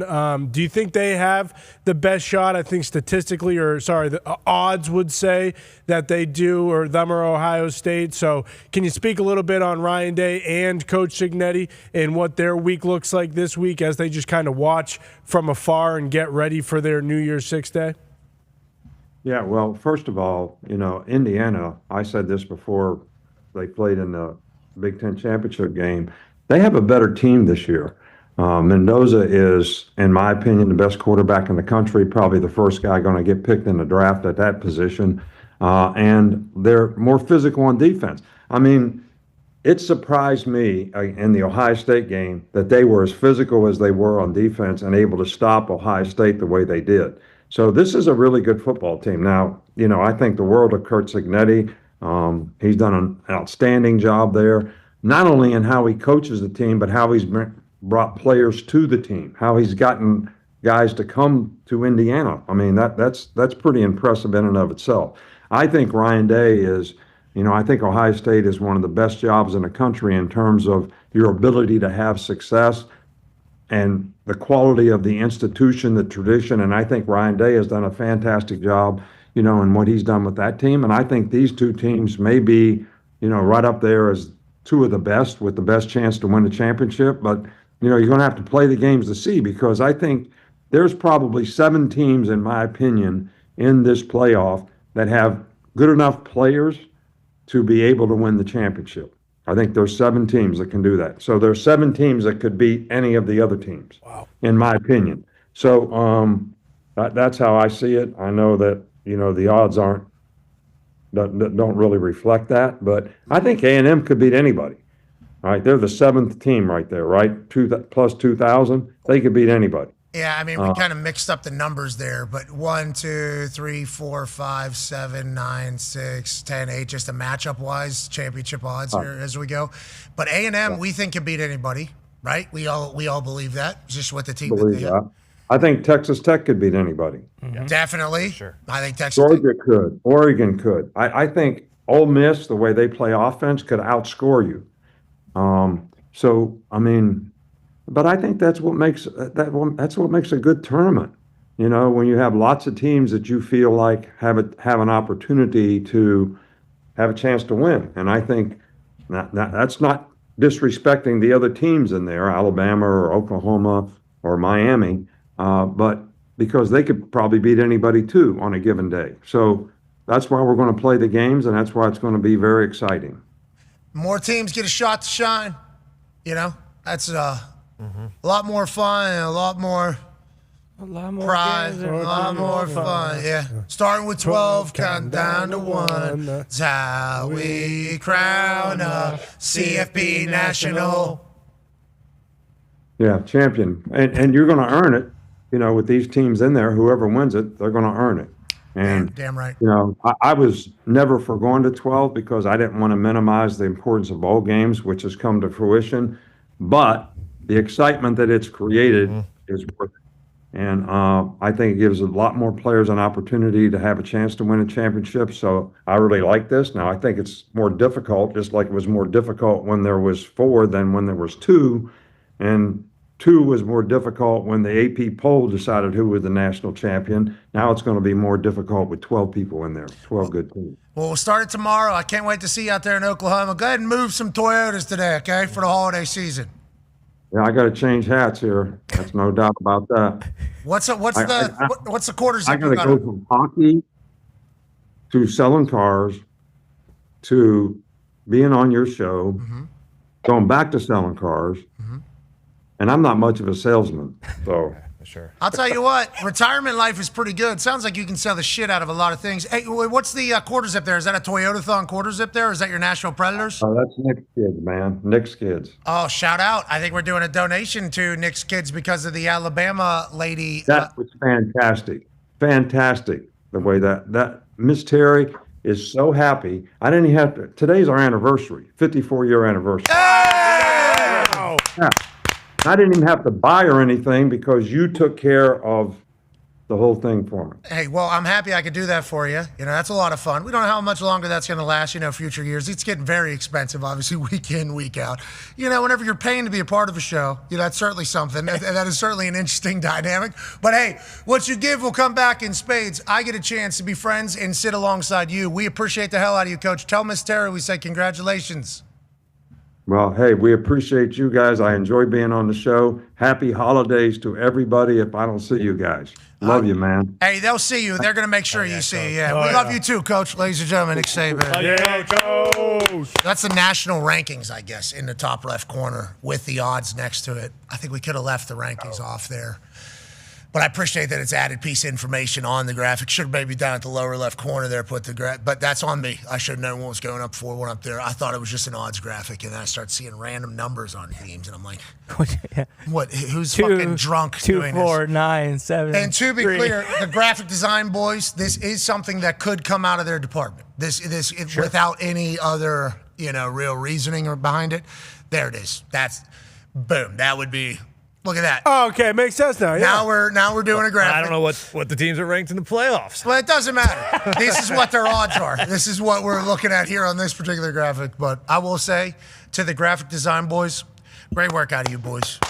They become a really good factory over there of graphics.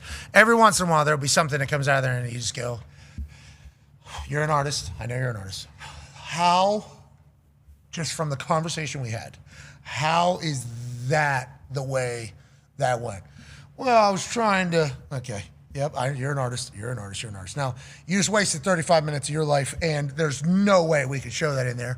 We don't have a lot of time, but I want to let you know I appreciate you taking the shot, and I appreciate your artistry, but I still don't fully understand how humans speaking the same language could be that further away from what we were looking for.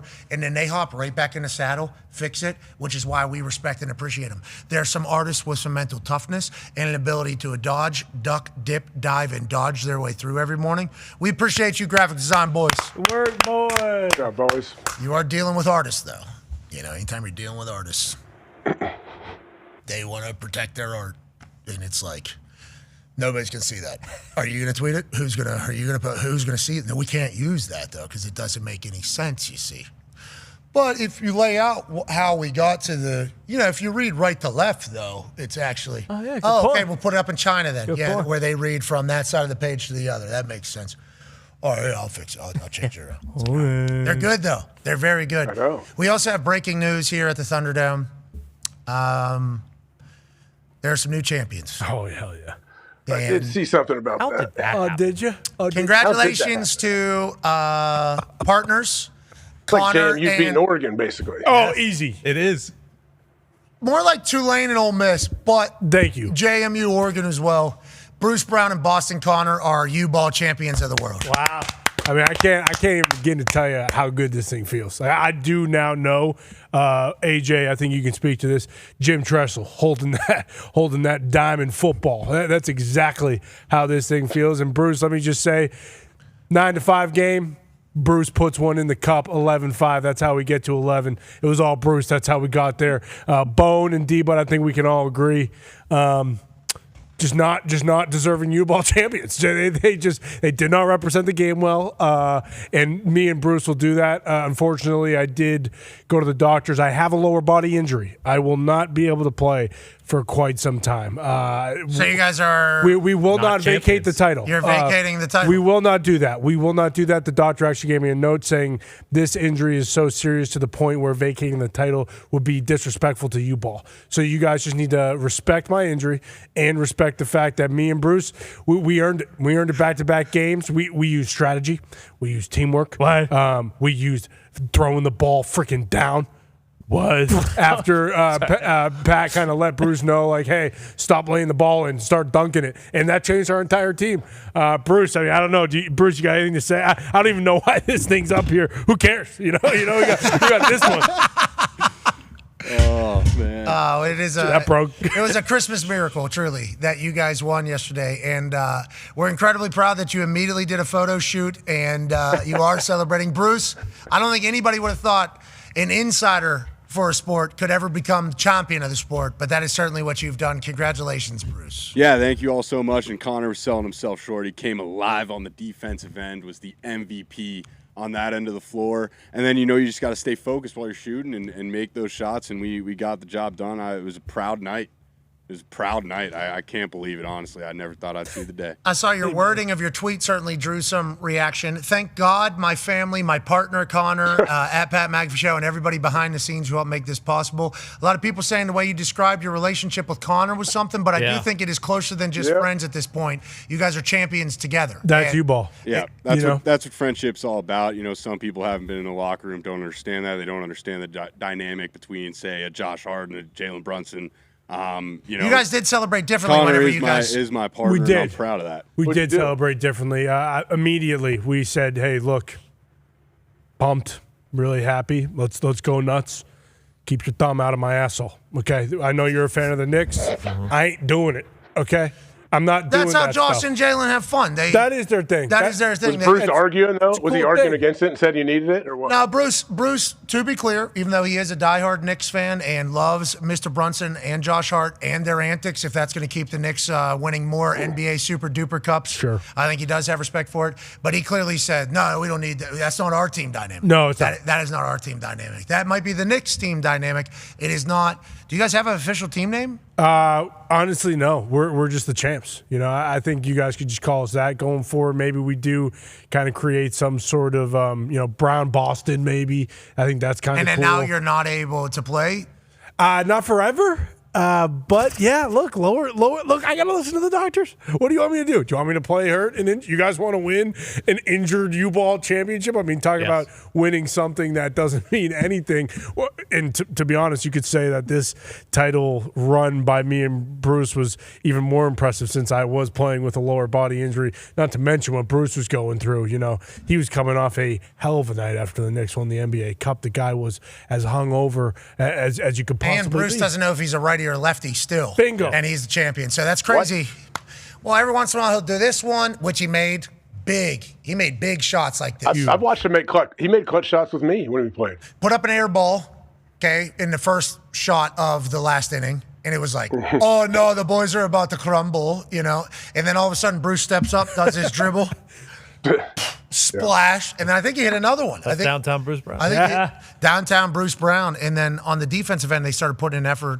And in U-ball, because the hoop is at 8 feet, you see, in the little ball, it takes weird bounces because it's not around. So like doing a layup tip off the backboard is very dangerous. I mean, it is very dangerous. That thing can go there. Bruce Brown, for a long time, I don't know if because he's a humble guy or didn't want to cause too much of a fuss, but he was always like trying to lay it up, and it was just like brick city, brick city.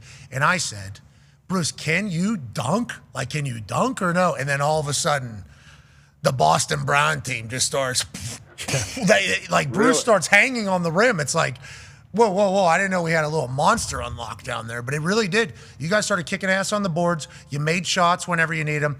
It was a valiant championship run. Congratulations. Yeah, hey, just happy to be here. And the Bone and Butts, that was a good championship run. I think they defended 3 full days. They had 3 full days of defenses, which I think is very impressive, and certainly the second longest run in the history of U-Ball. Yeah, a lot of people are actually comparing it to the Cena era, and that's not a good thing because they were the worst champions in this office that we've ever had, and how it ended reminded us a lot about how Cena ended the other day. Jeez, he was. Yeah, it did seem like they were content, and they did tap out. Yeah, you guys were kind of like Roman. Tired. Obviously theirs was like Cena, and maybe ours will just be like Gunther. Stop crying. Sorry, I can't play. It is what it is. Hopefully, I can get back on that course soon. Hopefully. Yeah, and you know what? Team Boston Brown Boston. Maybe we're just Team BB, and just like U-Ball, the team name's up to you. Big ballers, big balls. Whatever you want to call our team is what it could be. All right. Well, congrats, champs. Hey, thanks, man. It's great to hear. Before you even had a chance, you've decided you're not fighting. Whoa.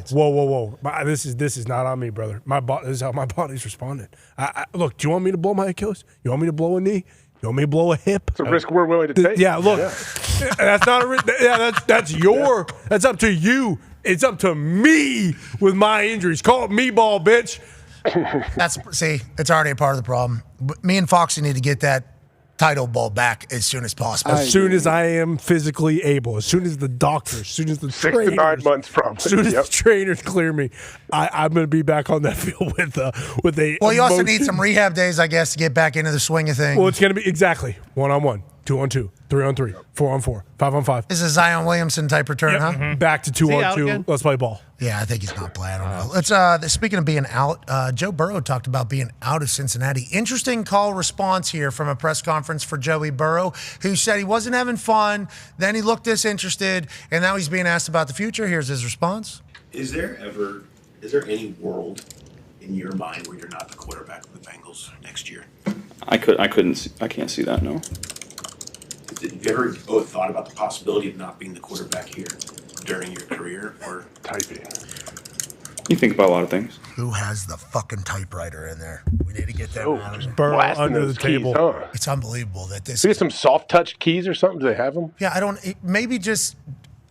Is it? Do Yeah, you don't have to. You don't have to type like that. Well, I like the fact that some of these people's fingers say this is about me, and they kind of go for it. But also, there's really nothing else they can do as they're trying to be stenographers and get the right answer there. What did you hear from Joe Burrow? He said, I couldn't imagine that whenever they first asked him about not being on the Bengals. He couldn't imagine. And then they said, hey, have you thought about it? He's like, yeah, you think about a lot of things. What did you take from that? I thought that was the most convincing I'm going to be a Bengal answer I've heard in some time.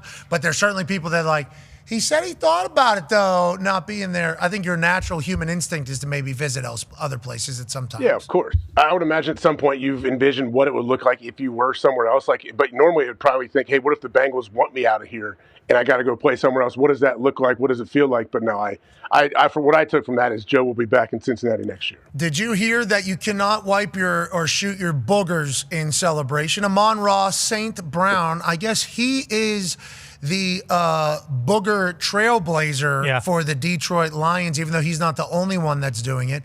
I guess the NFL officials told the Detroit Lions wide receiver coach to tell Amon-Ra St. Brown on the sideline, enough with the mining for gold. No, what happened to your booger first down celebration? You guys stopped doing it. What is that? Did you see me do it? I saw you do it. I saw like 2 other guys do it. Like, what happened? What happened, bro? We do it the first drive.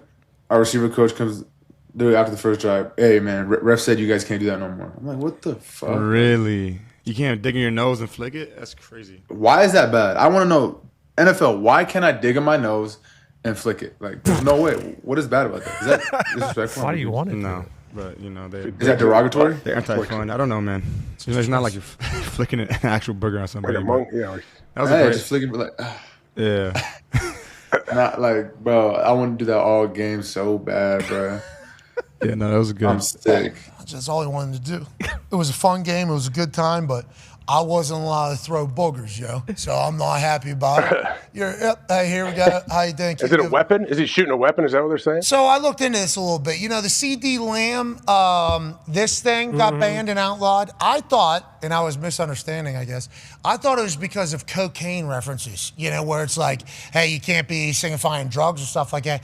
I guess actually it's gang related, you know, with RICO charges with Young Thug and Gunna down there in Atlanta. So you can't be throwing up gang-sized slime. You can't be doing the entire thing, I guess, is what the NFL came out and said.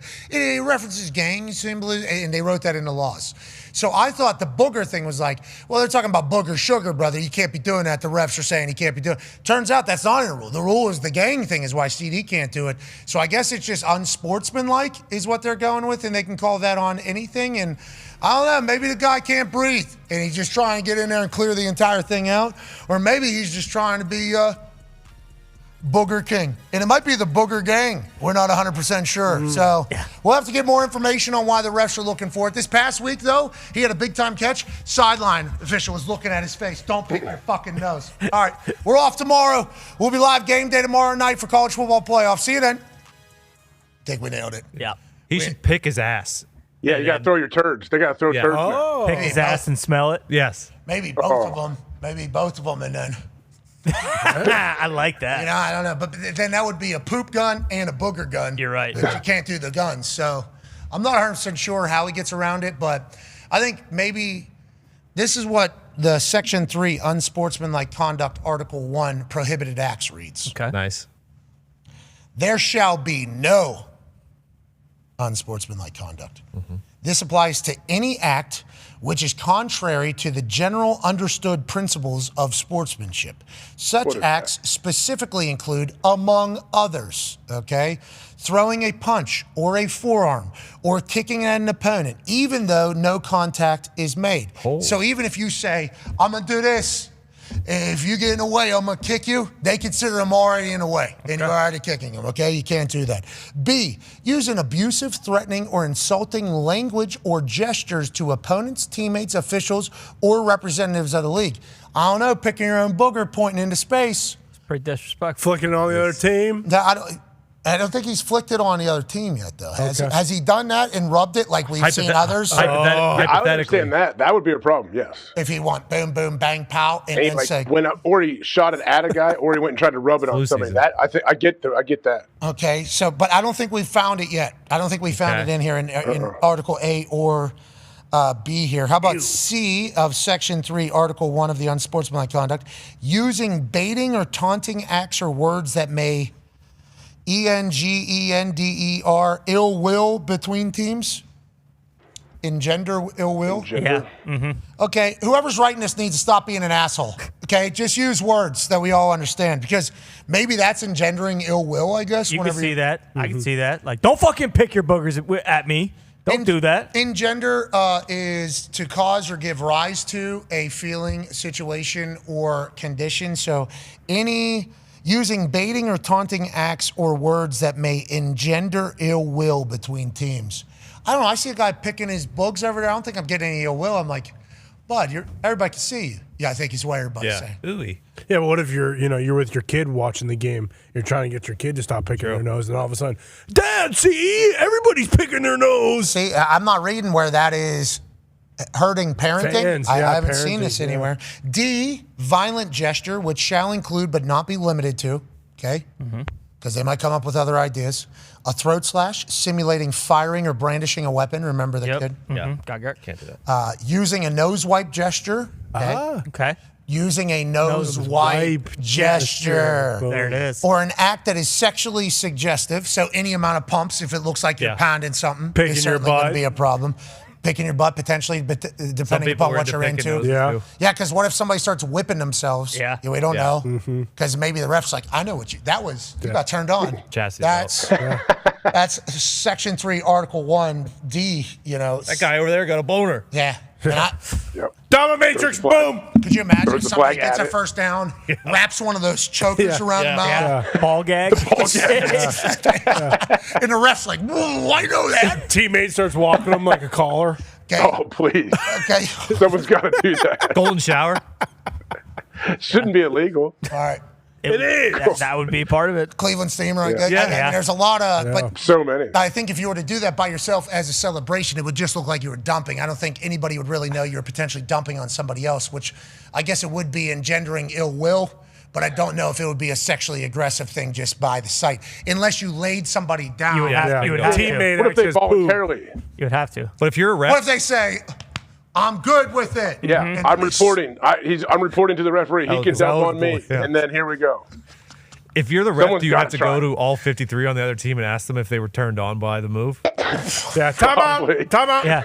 Let me check It's your with dick Butters. card. Who's got It's him? your dick card. It's your dick card. Cup check. You know how they use, After. we used to line up before soccer games and they would check our shin pads. Yeah. Exactly. Just shuffling down the sideline. Yeah. All right. So we don't know. Submit this. Clip this I and don't- submit this, by the way. The only thing we've really got is the nose wipe gesture, Yeah. which is how it's written in the rules, is nose wipe gesture.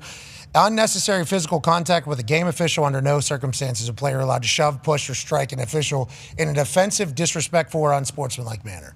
Okay, so that is the entire rule right there. Okay. Because I was asked, what's the deal with the booger, man? Who cares? If somebody wants to do that, let them do it. It's not gang affiliated. Unless, like you said, there is like a big upstart booger gang in Detroit who's going around wiping boogers on the back of seats at the Lions Stadium. Eight It's Mile. the Pistons. 8 Mile's you know? doing it. Exactly. I mean, you could see Tim Robinson in Detroit doing that exact wiping thing. boogers everywhere. Everybody in the 313, get your boogers on your fingers, gonna wipe on me. Yeah, I mean, there's a chance. All right, let's get to a break. On the other side, we'll make our picks, and we'll wrap up all the very very serious sports stories like that one. Yeah. If we don't talk about it, who will? We just read the entire all the bylaws. Code of conduct. nose wipe, I think is where they got you, Amon-Ra. Nose wipe. We read them all. Nothing there that says you can't throw turds, so they should try it. I guess you could catch them. Yep.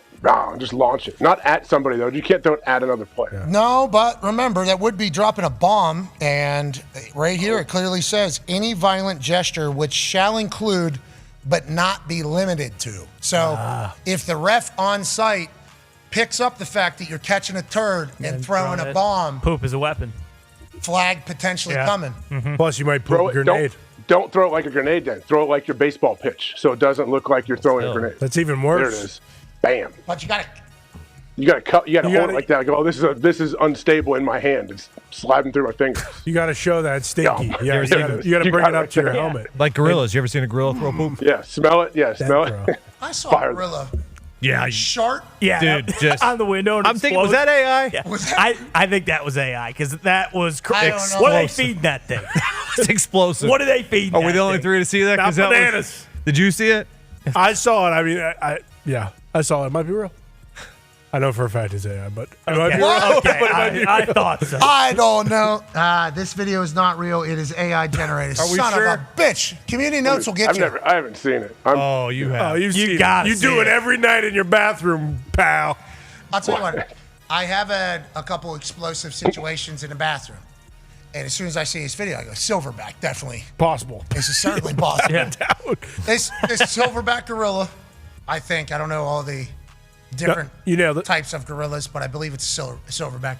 The biggest, baddest, loudest, the one you don't want to kind of meet. You guys are questioning if that's real or not. How would you know? How would you know? I'm sending it to you, AJ. I'm sending it to you. When I heard you guys describe it, I knew it had to be fake. No, it's real. In the moment, I said I could see it. I thought it was real. I could see it. Run it. Yeah. Look, this could definitely happen. You never know. She's getting sassy with him. You never know. You can't watch that once. Look at that spray pattern. Yeah, look at the science. Yeah. Look at the science. It feels like that would be how it would go. Yeah. And also, poop web. He's about sick of it. I've had a couple moments with Bingo. orangutans. You never know. So that's not real. Okay, good. Go see the silverbacks at the zoo. That's not going to happen to you. God. Be a friend, tell a friend something nice. Take 5.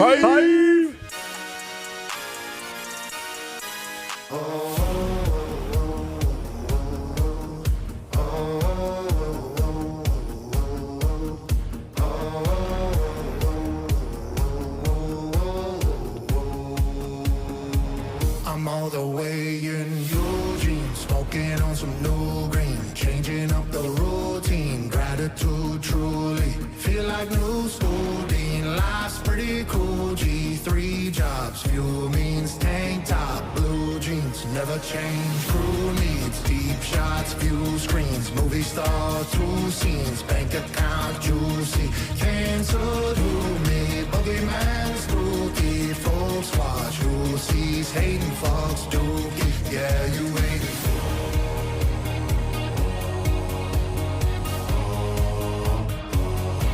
yeah, you waiting for dookie, yeah, you waiting for dookie, yeah, I'm up here in Eugene, smoking on some new green, checking out some new scenes, and you waiting for dookie.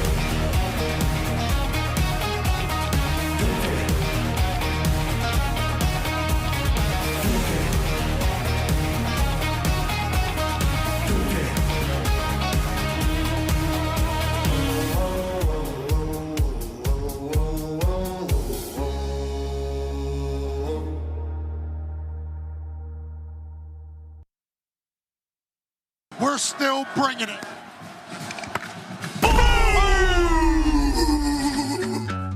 I light every bridge I see here just to watch it burn.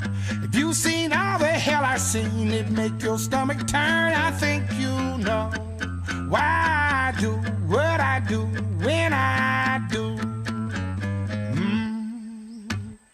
started with 133 teams vying for one of these coveted 12 spots for this 12-team playoff, and it came down to 2 teams in the great state of Indiana kicking this entire thing off.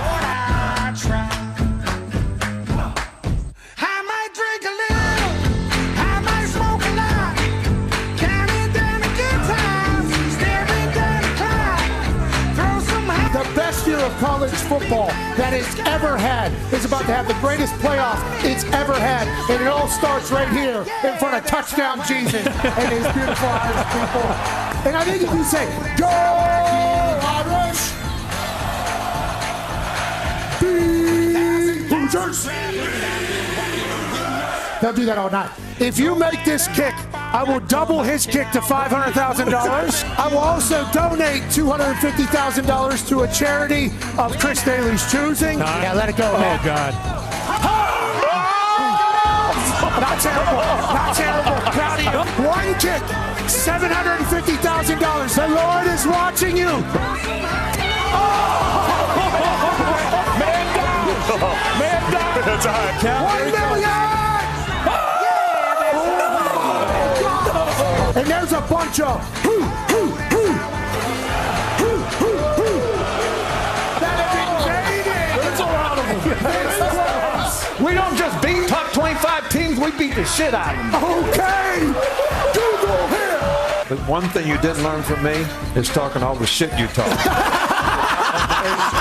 Welcome to the most electrifying atmosphere in all of sport. I know European soccer fans are wild. That's like 30 to 60,000. You're about to see all weekend 100,000 plus bananas atmosphere, and that is one part of the reason why college ball is so damn great. Why are they growing here? Is this not a fun show? No. Serious show? Serious football. Alabama Jones is very serious. You know, he was trying to be funny, which I get it. And, you know, my daughter Kristen loves him, so that's kind of soothed the soul a little bit that somebody in our family likes the guy.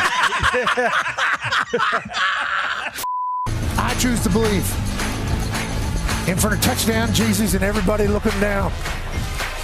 IU gets a massive win over Notre Dame. Shane, I'm sorry. You're a real scumbag. I thought Coach Cignetti coming out here was a real disgrace to the game. He left his players in the locker room to go get some camera time for himself. I know a legend like yourself would never do something like that. Would you? No. No, it's disgusting. I saw it. I thought, wow, what a sad, disgusting program.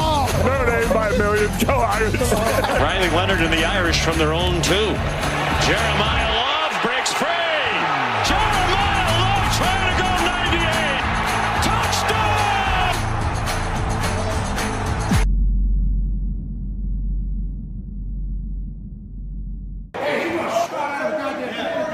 Might be fiction for a blowout here, fellas.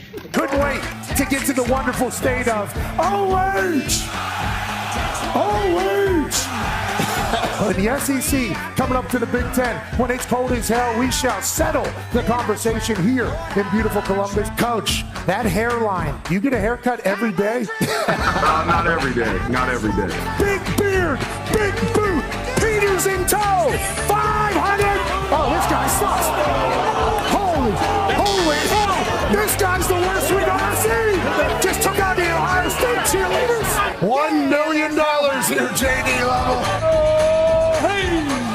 Yep, this guy sucks at kicking, but we appreciate the hell out of you, JD. There he is. He has once wiped 100 times. What? Wiped what? Yeah, 100 times. There are actually people out there, psychos obviously, that like the non-frosted Pop-Tarts. Gary's probably one of the best football players I've ever been around. Non-frosted strawberry Pop-Tarts. I like non-frosted Pop-Tarts. I like non-frosted Pop-Tarts. Now, I, at one point this year, was the mayor of Conktown. You were the mayor? Mayor of Conktown, yeah. They voted me in there, and this is my How do you become the mayor of Conktown? You just got to go around and say, listen, I heart cock.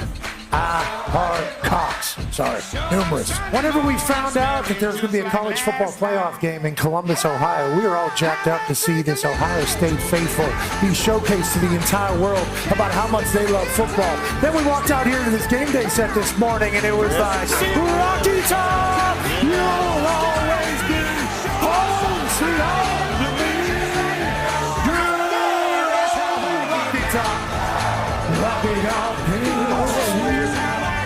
Well, in that song they say it's home. Home for me is the North, and the cold is going to be Dahn. Give me the Ohio State Buckeyes representing for the Big Ten.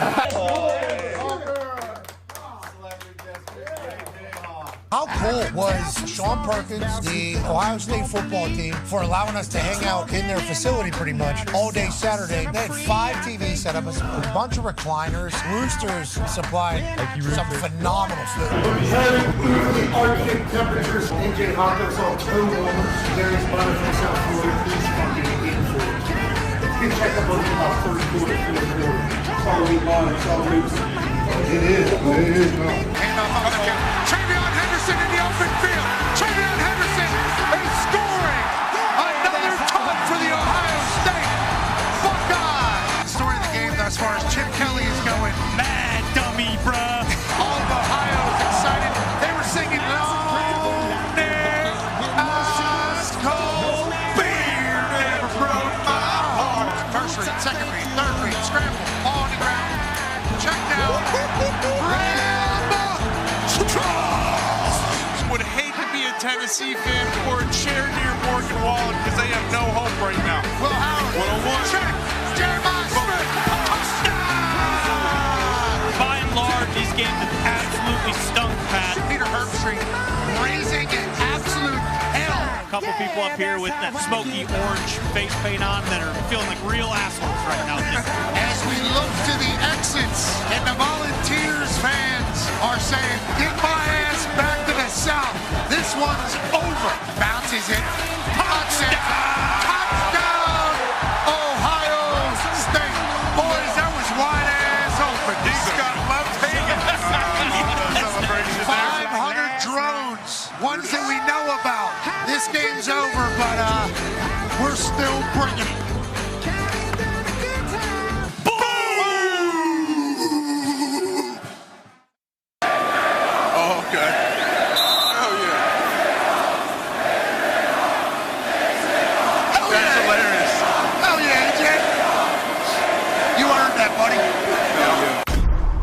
But it is great to be down here in T-Town, Alabama. Now, let's do a little history here, shall we? This is, what's your name? Gabby. Gabby, you're a senior here, right? That's correct. And what is your major? Chemical engineering. Okay. Okay, have you ever kicked anything before? No.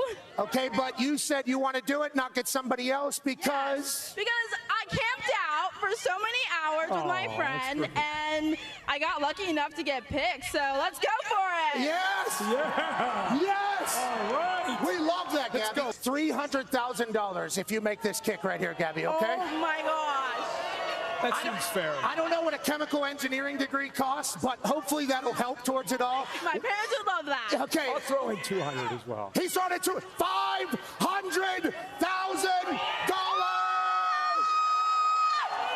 All right, Gabby. Okay. Good luck. We're pulling for you. 33 yards. All you got to do is make the kick.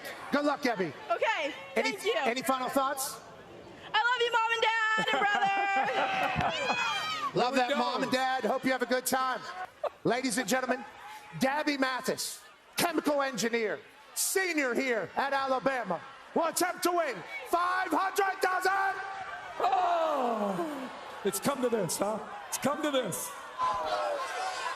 It's come to this. Gabby, why'd you smack me in the face? Kirk just smacked me in the face. How about this? How about this, Gabby? If Kirk Herbstreit can throw that football through those uprights right there, we'll give you $300,000. Are you okay with that? $300,000. If Kirk Herbstreit can throw it through those uprights, former Ohio State quarterback. Oh, boy. No warm-up. Full suit for Gabby.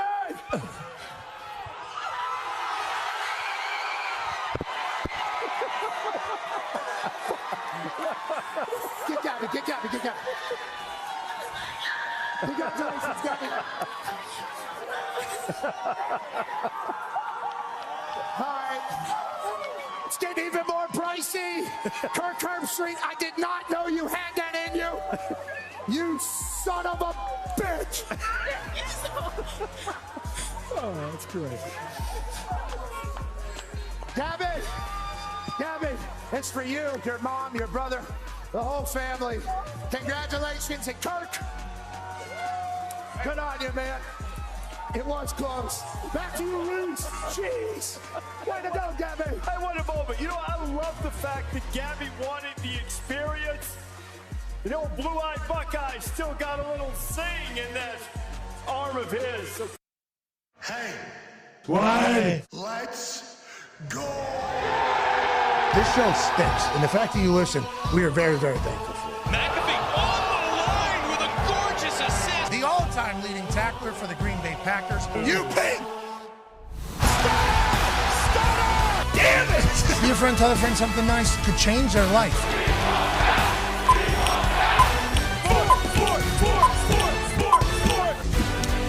Hello, beautiful people. And welcome back to our humble abode, the Thunderdome, on this college football playoff eve Thursday. Hour 3 of the program begins now.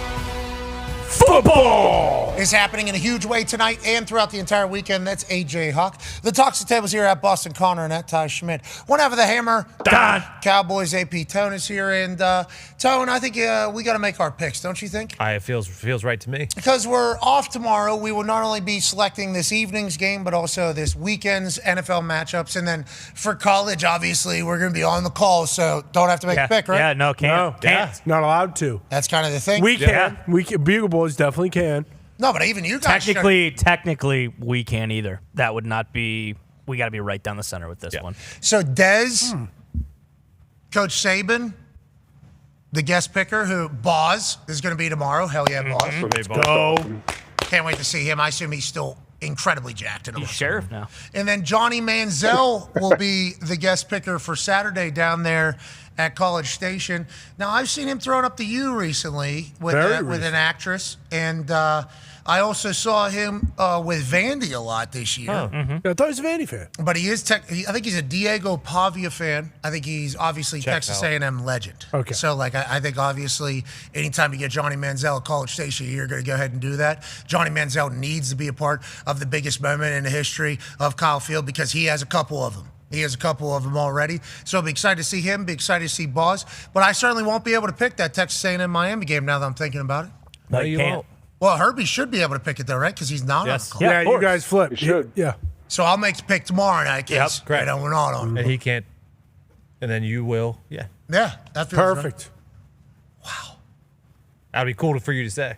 I don't think you should let anyone know until it happens. Yeah, because there's no way anybody at game day knows that I'm calling the game. Bingo. Actually, and it will also actually they don't. They will not know that. It will also be awesome if you close the show by just doing like a big promo and be like, "With that said, I'm gonna go call this thing. I can't pick this thing because I gotta go call it." Herbie. But it's in the stadium. Oh yeah. True. Okay, I think we're in the stadium somewhere. So kind of in both games actually. Yeah. In the stadium, so you kind of get out of having to really do any of the piss people off. Song and dance deal. Yeah, you don't have to do all the. Unless it's over the stadium, PA. Which. I don't want to give it away because I don't know if it's been set in stone yet. Saturday morning, college game day, we could potentially have the biggest field goal kick in the history. That's all I'm going to say. Kicking is easy as the contest, obviously, each week. This year has been spectacular. It has been fun to kind of do. Very expensive. Obviously, a lot of money going out of this particular business into other people's pockets, including charity, which has been a very fun part of all this, finding different charities in different locations around campuses and all that stuff. Nick's Kids was the one selected by the lady from the SEC Championship. Remember, she was Alabama fan. Husband was Georgia fan. Husband, Georgia fan, gets 2 kicks. He misses, but we still donate $250,000 to wife's charity of choice as opposed to his charity of choice. She picked Nick's Kids and got a photo with Miss Terry and Coach Saban. I mean, it was a Merry Christmas. Kicking is easy contest has created some magical moments. Obviously in Alabama this past, I couldn't even tell you the Penn State one was insane. How awesome! It'd be hard. Vandy was insane. It'd be hard to just pick Georgia whenever Hot Rod comes out. I mean, there's a lot of really cool moments that have happened. I think this one at Texas A&M on Saturday will be if everything has to get because we're going to the stadium, so that would mean. I mean, the kick is in the stadium?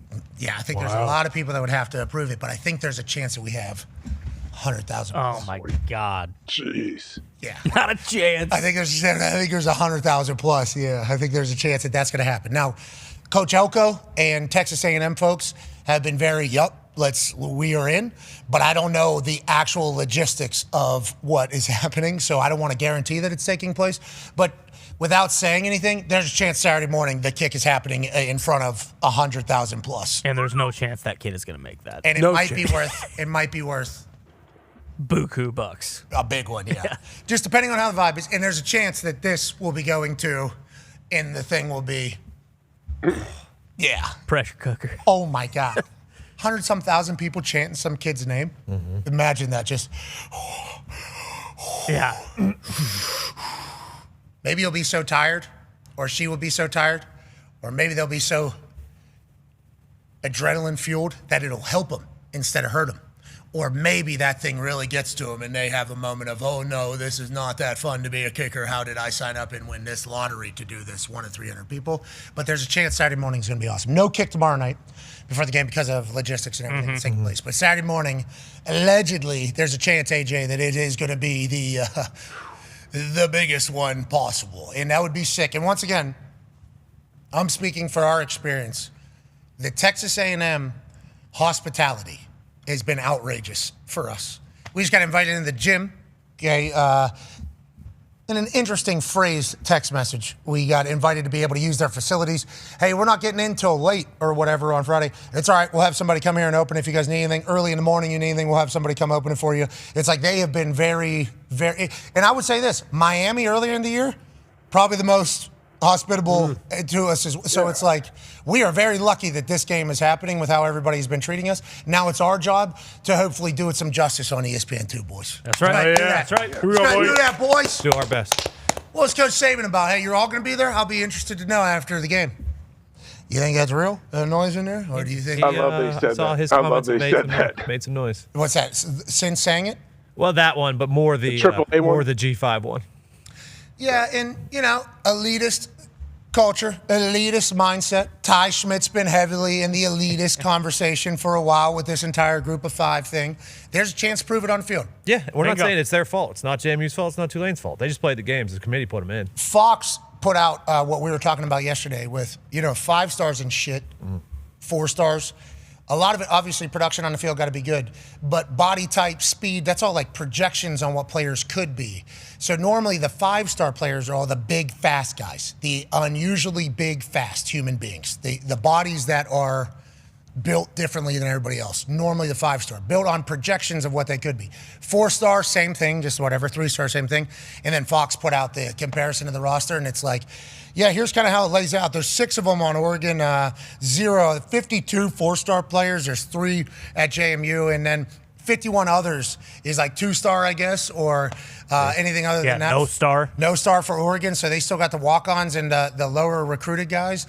But it's like this is what Saban's talking about when he talks about a weight advantage. Because these stars, I'm not saying this is how good of a player is. I'm not saying this is guaranteed to make somebody be great, because obviously I think I was a 0-star before I went and hit a kick 65-yard field goal in Miami, and all of a sudden I was the number 1 guy in the country, and nobody had even seen me before that weekend. So I don't believe in all this shit, but the stars normally are body type projections is what they are. So whenever you're talking about size and shit, they can be utilized. Not skill, not heart, not the size of the dog or the fight of the dog, all that type of shit. I'm just telling you from pure body type reasons, this is why Coach Saban and others are like, this game involves physicality. And whenever one side is clearly bigger, stronger, faster than the other, in football, they're probably going to win that game, especially if it's that big of a difference.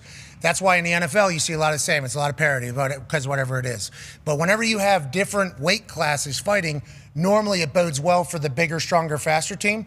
But JMU doesn't care about that, AJ. And they can change the entire conversation this weekend. So can Tulane. They can literally change everything that's being said right now can get settled on the field. But if it ends up going the way that all the people, Coach Saban and basically everybody else has been a part of this conversation goes, it's going to be so fucking... There's not even going to be a conversation about Alabama, Oklahoma. Nope. There won't even be a conversation about Miami, Texas A&M going in the next round. The entire conversation will be Notre Dame didn't get in, and these other teams didn't get in, and what happened on the field is exactly what everybody thought was going to happen. And once again, Tulane and JMU, Not their fault. No, not fair for them either. They shouldn't be just getting murdered through this entire thing by everybody. They should be celebrating a championship win and being one of the top 5 ranked conference champions. But in the reality of the entire thing, they took Notre Dame's spot. One of them did, if not both of them did. So it's going to be viewed as such after the games. And once again, they can go out there and win those. They can. Mm-hmm. They can be lizard licking all over True TV and get a big time dub. Exactly. They could change the future of the college football playoffs. If they go out, Completely. like, say both these teams win, like then they're like, okay, I think we figured it out, guys. We don't need to make any tweaks. Even if it's Yeah. Close. Good game comes down towards the end. Yeah. I think that's all anybody's going to be watching for. But as soon as then I am falling into the same category as everybody else that's just assuming it's going to, which I lean towards. I do think that Oregon and, Ole Miss, we'll see how they handle it all. Yeah. A lot of drama. A lot of drama. Mm-hmm. Most drama before what happened in, obviously, Ann Arbor. But, that's not into the... That can also build them up, too, though. That can also give you the old bunker mentality, I feel like, for Ole Miss. Yeah, but the entire offensive staff are LSU Tiger coaches. So bunker...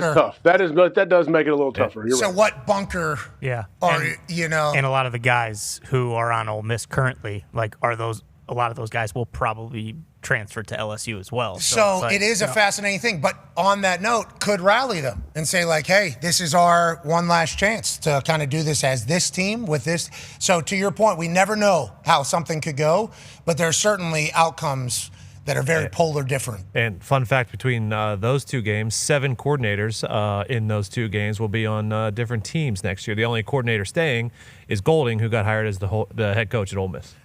Yeah, both teams dealing with that whole coach and people leaving and stuff like that. But, I mean, also when you go to those 4 biggest spreads, we talked about how, the 2 other biggest spreads, those 2 teams covered. Well, it's also when there's only 4 teams. So, sure, the 2 other big spreads with, where is it? Notre Dame, Bama, the 2020 semifinal. Yes, Notre Dame, they covered. They're the 4th-ranked team in the country. And same with Oklahoma. This is a much different situation. There's a huge chance these teams get fucked. And then we just have to not even watch. But it also, like you mentioned, it takes away from these other games that also might be blowouts. Oklahoma last year. Yeah. That could easily happen.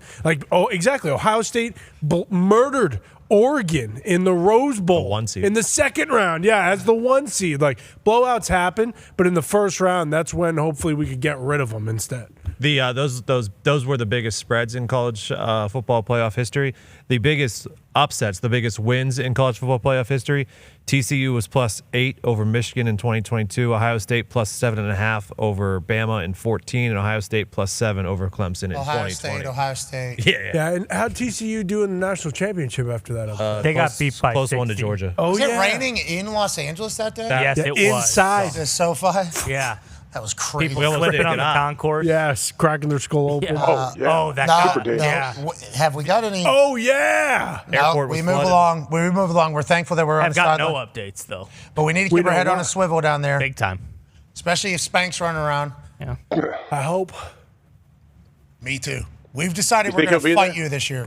That if you're Is listening. he gonna be there? Does he know that that he is spanked, that you're talking about him? I found friends of his to make sure they relay messages to him. Mm-hmm. Like, hey, let him know that, there's a significant investment on us being allowed to stand where we are. So if he needs to move 2 feet, he needs to do that. And we're about sick of him prancing around us, giving us nasty looks and bumping into us and taking pictures of us and doing all this thing. It's just go do your job 2 feet to the left of us, buddy. We know you need this exact moment right here. I'm sick of it. I hate that guy. Oh, yeah. We'll see him. We'll see him.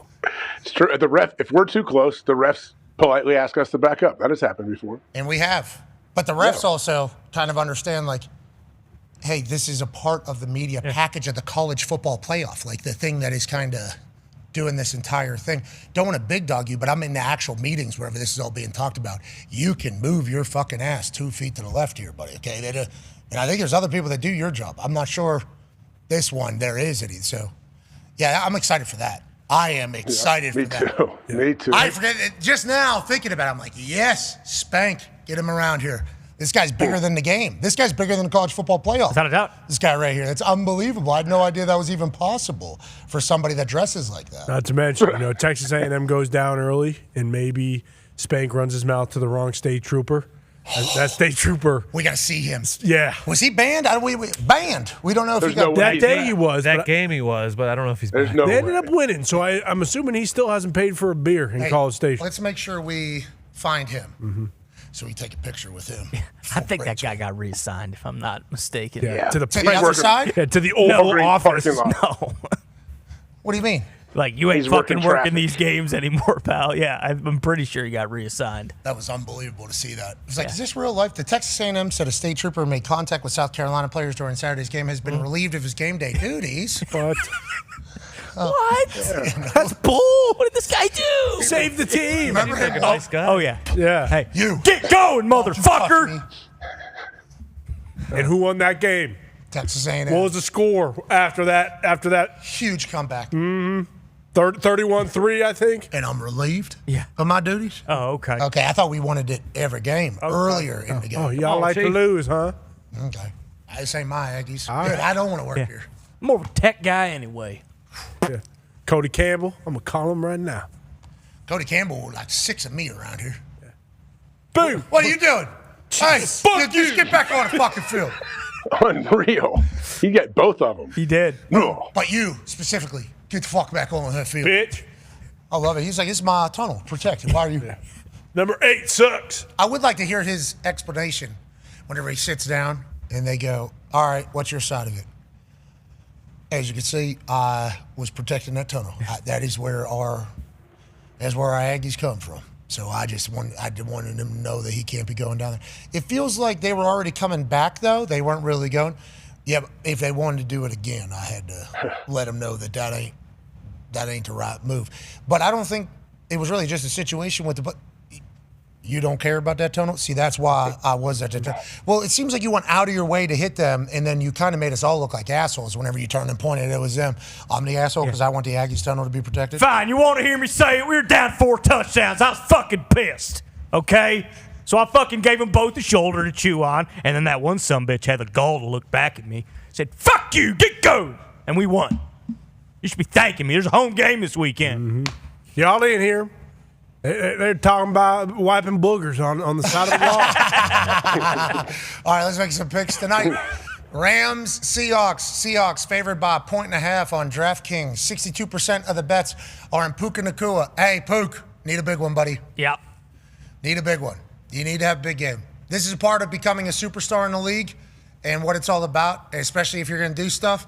It's going to be very loud if you don't perform on the field, which you always do. We can't wait to watch.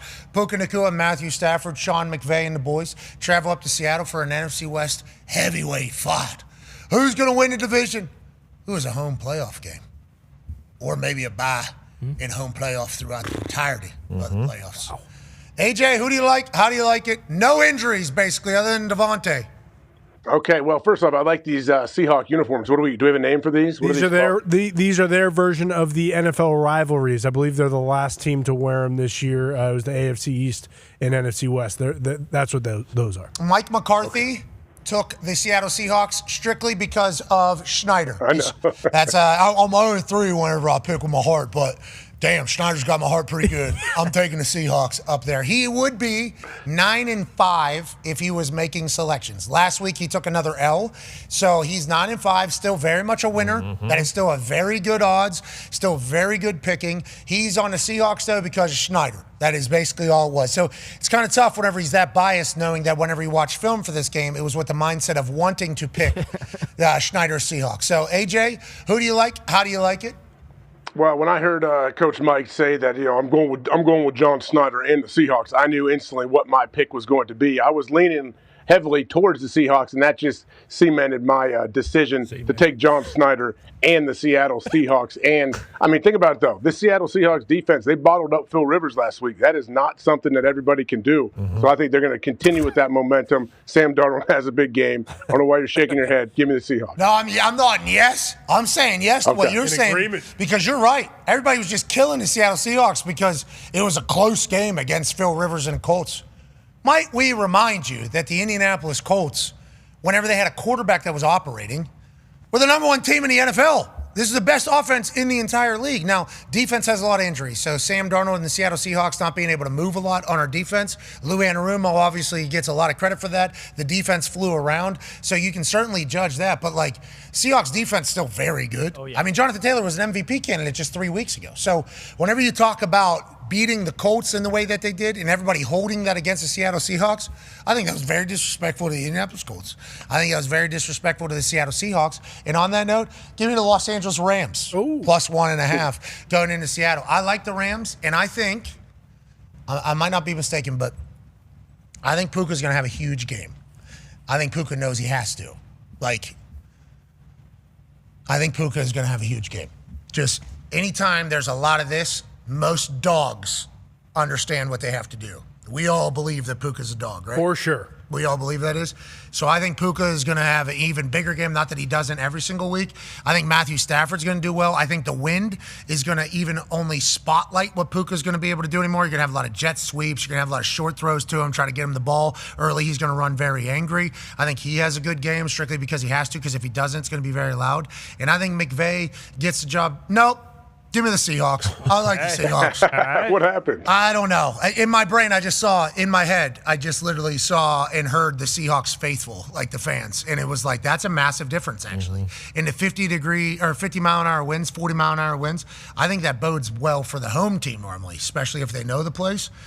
And I think, yeah, I like the Seahawks, I think, too. Wow. No Devontae. Like, we're talking Mike McDonald's being a defensive mastermind, like, having to cover 2-1 sucks, but now it's just Puka. It's like, okay, let's take him out of the game completely, and then let's see if these three tight ends, Tutu Atwell and Kyron Williams, can beat us. Like, with Devontae, I'm with you. It's just, you wonder how, like, all those touchdowns, how many goal-to-go touchdowns does Devontae have? Like 10 this year? Like, that changes their offense just a little bit. Who knows if it's enough, but a little bit. 12 goal-to-go touchdowns. Yeah, and we talked about it a bunch in the first hour, and I know, Harrison Mevis has been good this year, but, like, Jason Myers is arguably the best kicker in the NFL right now, and if you think it's going to be a close game, like, you side with the guy who has been, just went 6 bulletproof. The last time we talked up Jason Myers, though. True.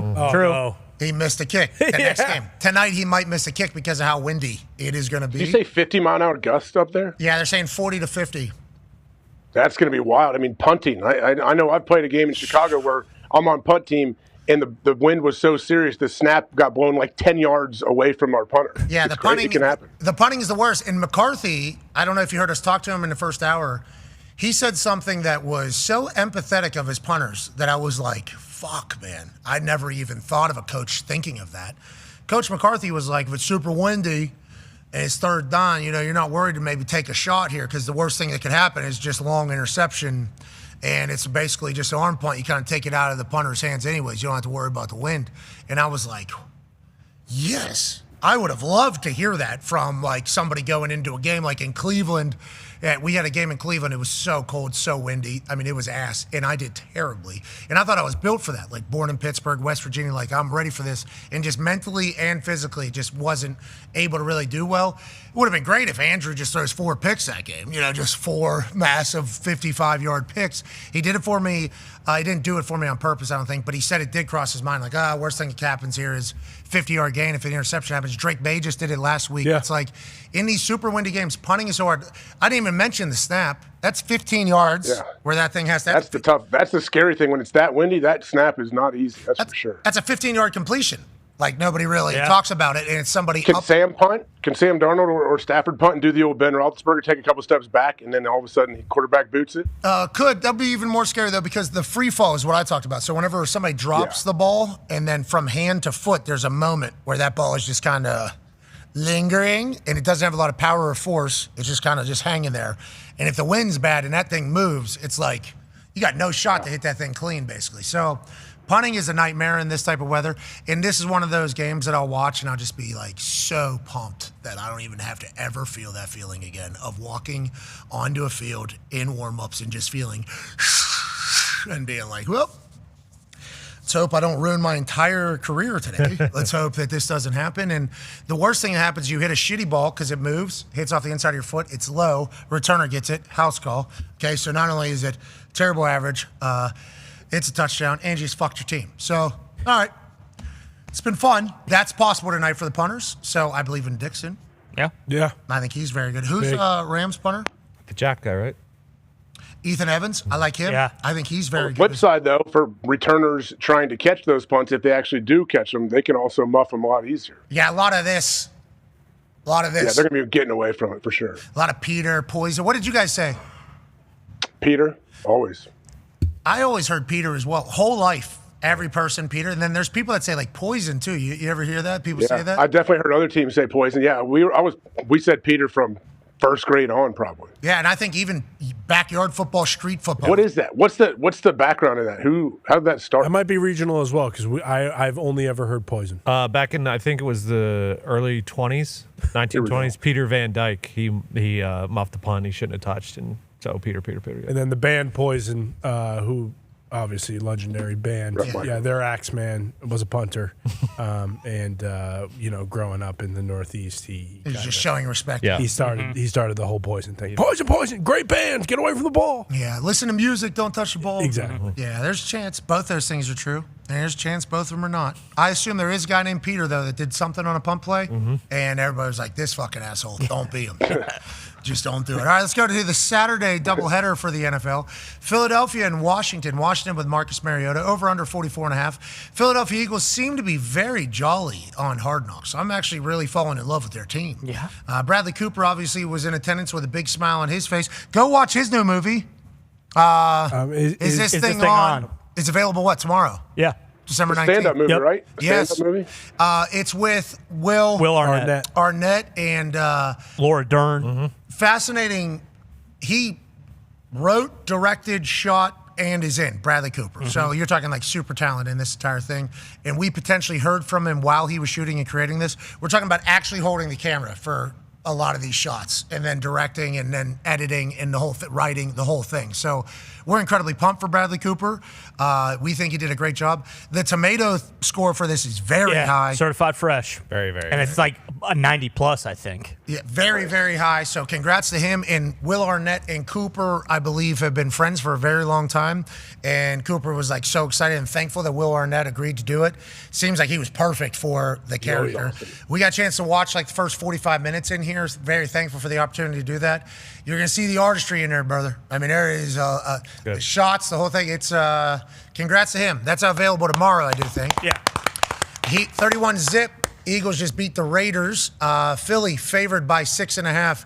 Who do you like? How do you like it, AJ? I mean, I got to go Philly here. I'm trying to talk myself into taking Washington because I like a lot of the guys. I like Dan Quinn, but I like Philly here, minus 6.5. I'll ride with you as well. 31-zip will shut up anybody who might have some doubts, myself included, for who that Philadelphia Eagles team is and who they can be. And it's meaningful football time. All Sirianni's teams, right, except for that one year where they lose 6 straight, have seemingly got better towards the end. Green Bay versus the Chicago Bears. Bears. 1.5-point dogs in Chicago. Could be one of the last times they play in the city of Chicago. Go ahead, Bruce. What's that? Oh, I'm sorry. The Bears favored by 1.5. They were dogs yesterday. They were 1.5-point dogs yesterday. Okay, so this coin. What changed? This coin flip. I think the news that this could be one of the final games in Chicago is maybe what changed things. AJ, we haven't got your opinion on that. Bears exploring all options as another seemingly deal to relocate is now no longer 100%er. Northwest Indiana, Gary area, only 31 minutes away from where Soldier Field currently is, said, hey, we're open for business. And Governor Mike Braun, who is a former businessman, now governor in Indiana, said, hey, we're open for business. And then allegedly there was either a law that was pitched or already on the books that could involve, I think, sports complexes being built for professional teams with tax-free incentives if you're to build it. So it's like everything that we've heard that the Chicago Bears are looking for and any team is looking for whenever they're trying to build these new massive stadium, hotel, shops, restaurants, Patriot Place, Jerry World type business. Indiana's like, yeah, we got it for you if you really want it, and if you can have it, we got it, and we're close. We're close. You can still be that. So, AJ, I know Packers fans would make fun of the Chicago Bears fans forever. I think Chicago Bears fans would not be happy at all. But it feels like the Chicago Bears relocation thing is just as bad as like when the Athletics are trying to leave Oakland here. Yeah. It's not really going well for them, AJ. No, it's not. I mean, come on now. You can't have the Chicago Bears have a stadium in Indiana. I don't care how close it is. Yes, you can. Like, if I'm Indiana's governor or mayor, if I'm Indiana, absolutely bring them in, build your stadium, give me your millions and millions of dollars of tax dollars that are coming in, and we're going to bring all this revenue for sure. But no, the Bears need to play in Chicago. The Jets and Even though Giants they play in probably New York won't. City? No, Where they're they the play? New York Jets, New York Giants, and they play in New Jersey. That's what I thought. Yeah. Chicago Bears. So maybe it happens. I mean, we're negotiating in the public. That's what we're doing here. That's all we're doing. Potentially, but they've done this multiple times. Kevin Warren has done this multiple times with the Bears, and it has come back not good multiple times, where it said, like, yep, we're doing it. We can't get the funding, actually, so we're not going to be able to do it. Well, why'd you say you're going to do it? It felt like you thought you were going to get the funding. Well, there's always a chance. And then, we're doing it. Where the Cowboys play at? And then all of a sudden, they ain't got it. Arlington. Where do the Niners play? It is the state of Texas. Santa Clara. Oh. We're talking cities. We're talking states. We're just saying. We're just saying there's a lot of lies. Talking about the Midwest Bears here. We're talking about the Gare Bears. Yeah. Up there Country in Bears. Gary, Gare Bears? Indiana. The Midwest Bears. The American Bears. Is that what you're talking about? Chicago Bears? I guess so. Yeah, I don't know. I mean, either way, nothing's happening anytime soon. Sounds like. Well, Governor Mike Braun said, actually, we could break ground tomorrow. Right now. Can't touch Michael Jackson's house. Okay, can't do that, but Anything else? we got everything. Where's that? Gary. Oh, Gary, you mean? Yeah. I used to drive through Gary all the time, coming to and from Green Bay. See, so you know the land well. So Michael Jackson's house is going to be right there. The Gare Bear Casino will be right here. You can not only stay at the Gare Bear Casino, which we're getting all the revenue from all the hotel rooms and everything else that's happening right there. You can walk right outside. Guess what we got?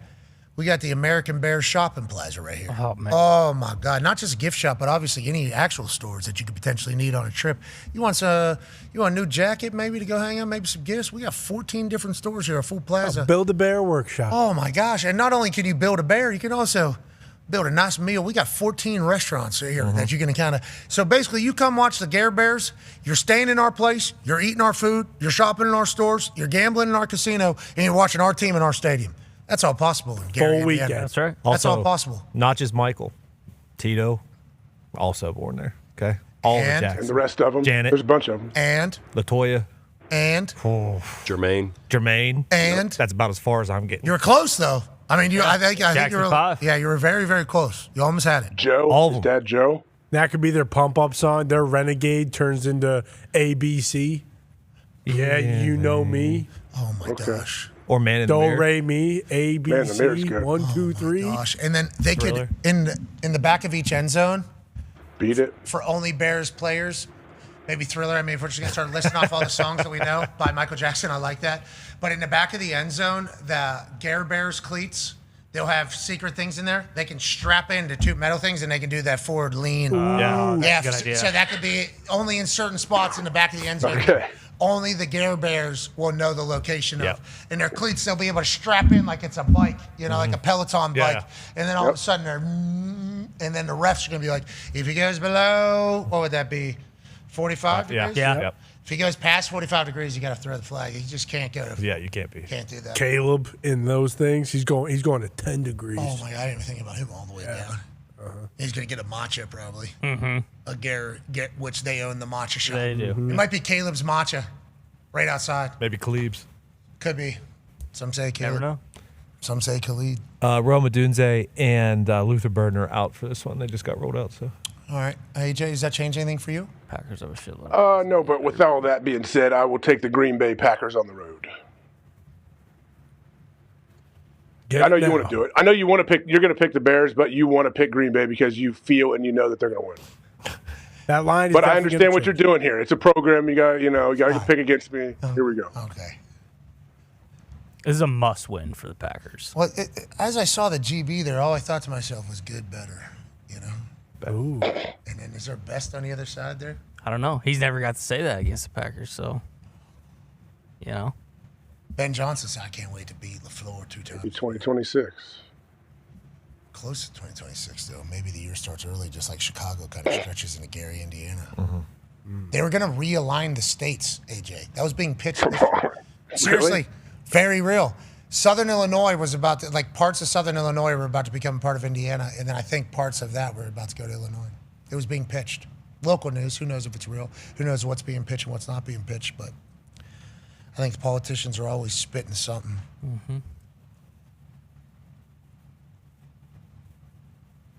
I'll take the Packers. Good to see you making nice, rational decisions. I actually went into a box over there. So, boom. I like the pick. Let's move along. Let's go to Sunday's games. We have the Buffalo Bills taking on the Cleveland Browns. Bills favored by only 10.5. Once again, the Colts were 14-point underdogs in Seattle. Okay, I thought that was very disrespectful by the books. I will continue to think that is disrespectful. Buffalo Bills favored by 10.5 in Cleveland. Cleveland's defense in Cleveland, crazy. Myles Garrett can obviously get a record for most sacks ever recorded in one NFL season. Shedeur Sanders fresh off a lot of picks. What do you think goes? How do you think goes? AJ, who do you like? How do you like it? I mean, I feel like this Buffalo Bills team is really rounding into form, and they're really starting to hit their stride. Obviously, Josh Allen doing well, so I will take the Buffalo Bills on the road minus 10.5. 15-mile-an-hour winds, 28 degrees, 30 degrees is what NFLweather.com. Colder, windier, the better for Josh and the Bills. You know that. Agreed. Slight chance of rain, so it could be a little bit shitty. Give me Josh Allen in the Bills favored by 10.5 as well. Tampa Bay Buccaneers, Carolina Panthers. Now, this one's interesting because Canales, the head coach of the Carolina Panthers, formerly of the Tampa Bay Buccaneers, referenced how this particular ref crew loves to call pass interference. And for Mike Evans, this might be a little bit of a benefit. For the Tampa Bay Buccaneers, they might be able to eat off of this. Now, I know this because we did whenever we were down there with Mike Evans in our weapons that we had. So that could be a storyline that could develop. I also appreciate the fact that we're starting to talk about these types of things with ref crews going into it because teams talk about this type of shit with ref crews. Hey, this crew is more likely to call a hold. This crew is more likely to let it go. This crew calls the handsy shit. This crew does these types of things. So these are the types of conversations that actually happen in buildings. Now that it's becoming public, I like it, especially with the NFC South on the line here. Who do you like? How do you like it in Carolina and Tampa Bay, AJ Hawk? Yeah, the Bucks have been a bit of a weird team for me. I've picked the Bucks a lot of times, and I've been it's blown up in my face. But I feel confident. I'm taking the Bucks here -3, even though they are favorites on the road. Why are they favorites? You should give the Panthers -3. You should need to talk to the sports books for that. So 57% of the public bets are on the Carolina Panthers. Congrats to them. There's no way that has ever happened. Nope. In a long time. It has not happened in a long time. I'll take the Carolina Panthers +3 at home. I was going to say, if you believe in that the Panthers basically have been really shitty one week, and then they look like world beaters the next week, and then they look really shitty the next week. They got beat by the Saints last week. A lot of people saying, hey, that may have been their really shitty game. They might come out like gangbusters in this one at home. To his point, Panthers are 5-1 straight up after a loss and 6-0 against the spread after a loss. Kansas City Chiefs favored by 3 in Nashville. Gardner Minshew at quarterback. Yeah. Okay, he gets a full week to work with the boys. Oh, yeah. He's going to want to win.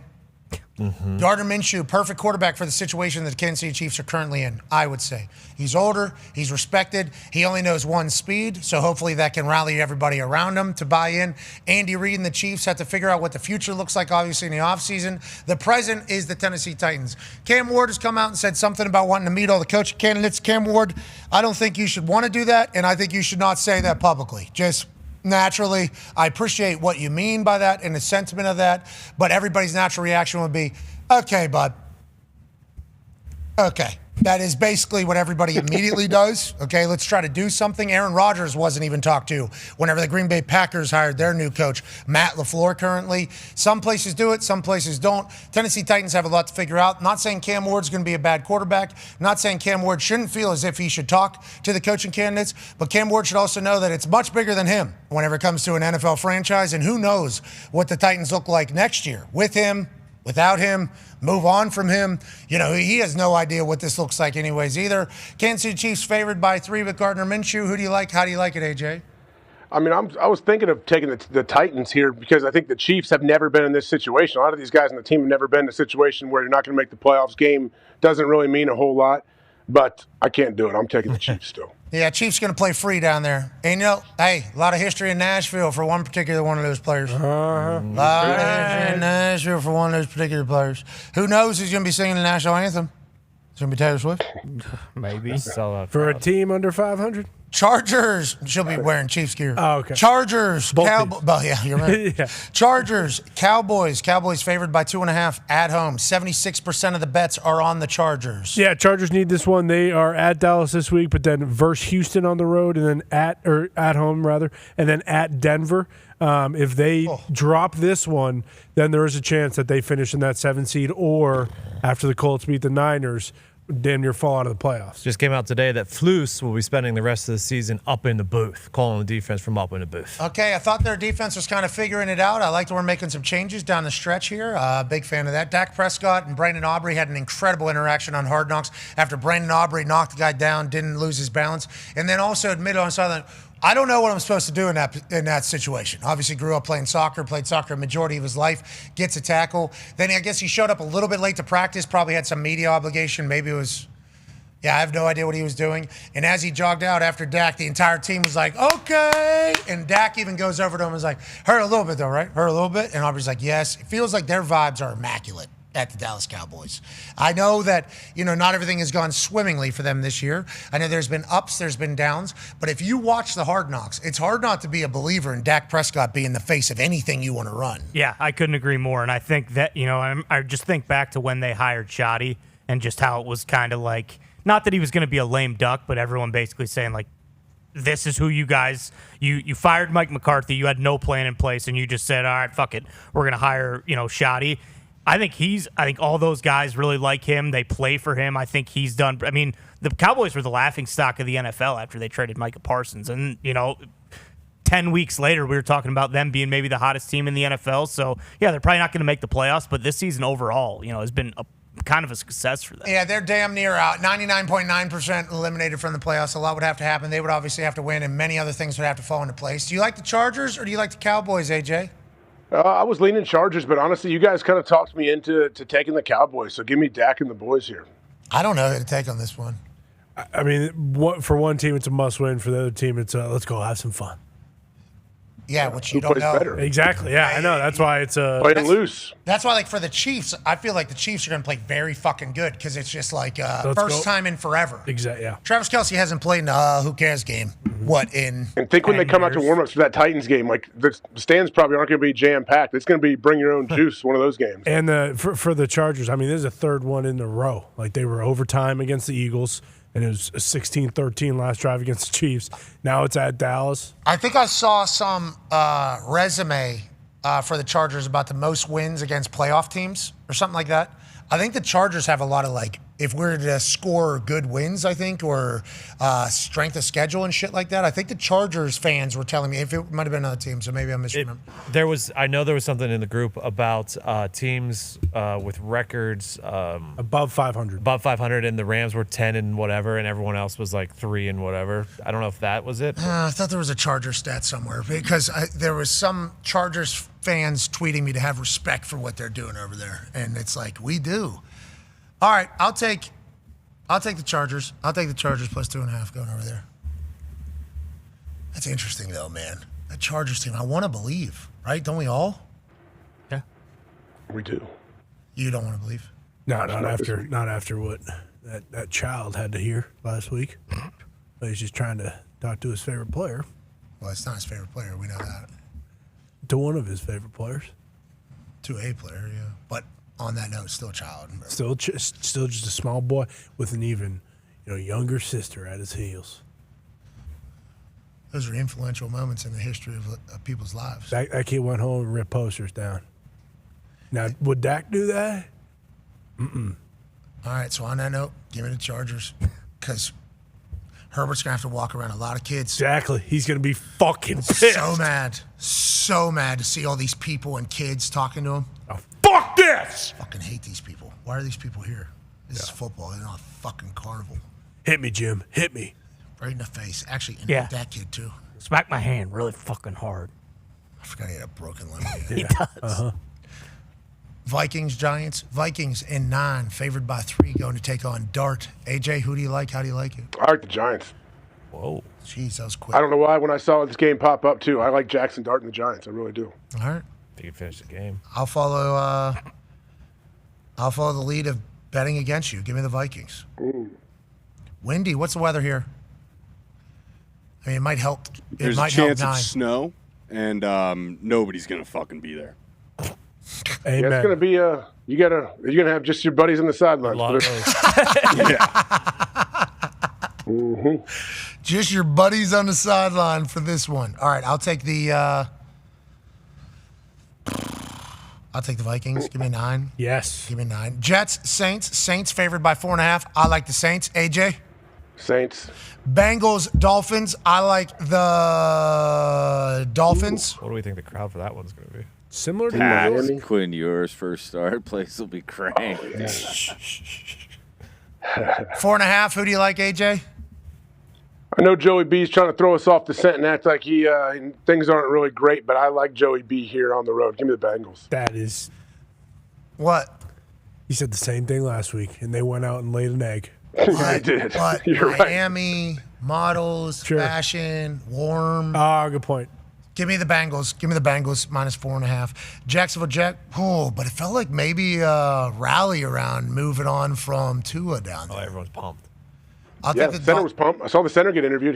He seemed pretty excited. That's one of our games. Fire coach game's one of them, and new quarterback is one I'll of them. take Dolphins plus 4.5 at home. Let's go, Gump.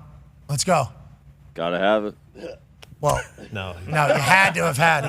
No, Quinn Ewers first start. Gotta have it.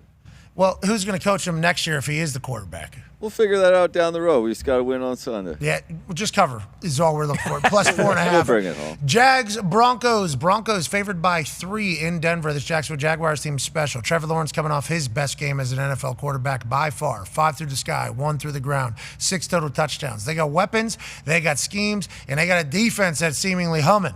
How do you feel about this one, AJ Hawk, with the hot Denver Broncos? Yeah, I'm a big fan of what Trev and the boys are doing down in Jacksonville, but I feel like this is Bo Nix and the Broncos defense on this one. So give me Broncos. 58% of the bets on the Jacksonville Jaguars. Good for them. I'll take the Broncos as well. Falcons, Cardinals, just because I need the Broncos, by the way. Falcons, Cardinals, 3-point spread. 53% of the bets are on Arizona. Kirk Cousins breaking down every offense in the NFL at press conferences. Raheem Morris says everything's on the table for the quarterback position going forward. Ownership says everything's on the table for every position going forward potentially. And then the Cardinals routinely lose by 20 points. That is seemingly who they are now. What are your thoughts, AJ? Who do you like? How do you like it? So Kirko's starting for the Falcons, right, this game? Yep. Oh, yeah. Yeah, we just don't know. I like the Falcons. I feel like they got to figure it out. And like you said, you say that the Cardinals routinely lose by 20. I don't know if they lose by 20, but I think the Falcons win and cover here. Yeah, they might lose by 20. Drake London did practice yesterday. He's missed 4 straight games, and I think Marvin Harrison Jr. also practiced for the Cardinals. I like that. I like the Cardinals team. I like Gannon, but every time you look at the score, it's just not good. They stink. Yeah, I don't know what happened. I have no idea what happened to them. They got great local commentary team, though. Mm-hmm. Number 2 in the NFL, some people. Number 2 in the league. Yeah. Also, Trey McBride is 12 catches away from setting the all-time record for single-season catches for a tight end. Good luck to McBride. I hope he So gets good. it this weekend. So good. He has been fun to watch, and his intensity would be great on a good team. Yeah. So hopefully they're able to become that. I'll take the Falcons as well. Raiders, Texans. Texans favored by 14.5. Over-under 37.5. So you start looking at the over-under, and then you look at how big they're favored. They're like, the Raiders are scoring maybe 3 points in this game. Their team total is 10.5. Okay, exactly. Shut out by 30 plus, outgained by 300 plus. The Raiders, Kansas City Philly, became the second team to have multiple such games in a season since the 1947 Colts, who are in Baltimore, obviously. Shut out by 30 plus and outgained by 300 plus yards. It's only happened one other time in the history, multiple times in a season. This Raiders team is one of them. And this Texans team, it can certainly do it. And I will take the Houston Texans minus whatever. You as well, AJ? Absolutely, Texans. Lions favored by 7 at home against the hot Pittsburgh Steelers. Aaron Rodgers is going to want to go into Detroit and get a big-time win. Obviously, he has a lot of history in Detroit. Foxy, favored by 7. Love it or hate it? 7's a lot of points, but if you guys remember, Dan Campbell, after a loss, holds the record. Currently, I think it's tied for the record for wins after a loss, so this would continue that record, break the record. And it's just been a weird season. Our offense is like number 1 in every category, but the defense can't stop anyone, so I'm expecting a shootout. If it's a shootout, I think Lions win. Tone? Yeah, I tend to agree with what he said. Lions 5-0 this year, off a loss, 4-1 against the spread, off of a loss this year. The one thing that they are horrendous at is their secondary in the passing game. So, do the Steelers have the offense to exploit that? I don't know. I'm excited to see. This one doesn't matter. So, DK Metcalf gave a great answer on Kuntz's podcast about Pittsburgh. Basically being hey, this city just shows up to work. They're genuine people. You know exactly how they feel. There's a ruggedness to this city that he appreciates. You're about to work that I like. I like to hear that from DK Metcalf. I like the Pittsburgh Steelers getting 7 going into Detroit. Detroit might win the game, but getting blown out at this stage, I don't think this team's going to have that happen to them. Go ahead, AJ. Yeah, I'm with you. I think the Steelers also, they get indoors, they feel pretty good. Your body feels good. You're all, your joints, everything's great. So, yeah, I'll take the Steelers Watch as well. out for the demon. I was going to say, it's not just Rodgers who has the NFC North, memories in that building. The demon. I think the demon's going to score his first touchdown as a Pittsburgh Steeler this weekend. I like that. You got a cake from Tom Cruise today. Very true. New England Patriots taking on the Baltimore Ravens on Sunday Night Football. Obviously, when you forecast this at the beginning of the season, you wonder if the New England Patriots are going to be good enough to make this game matter.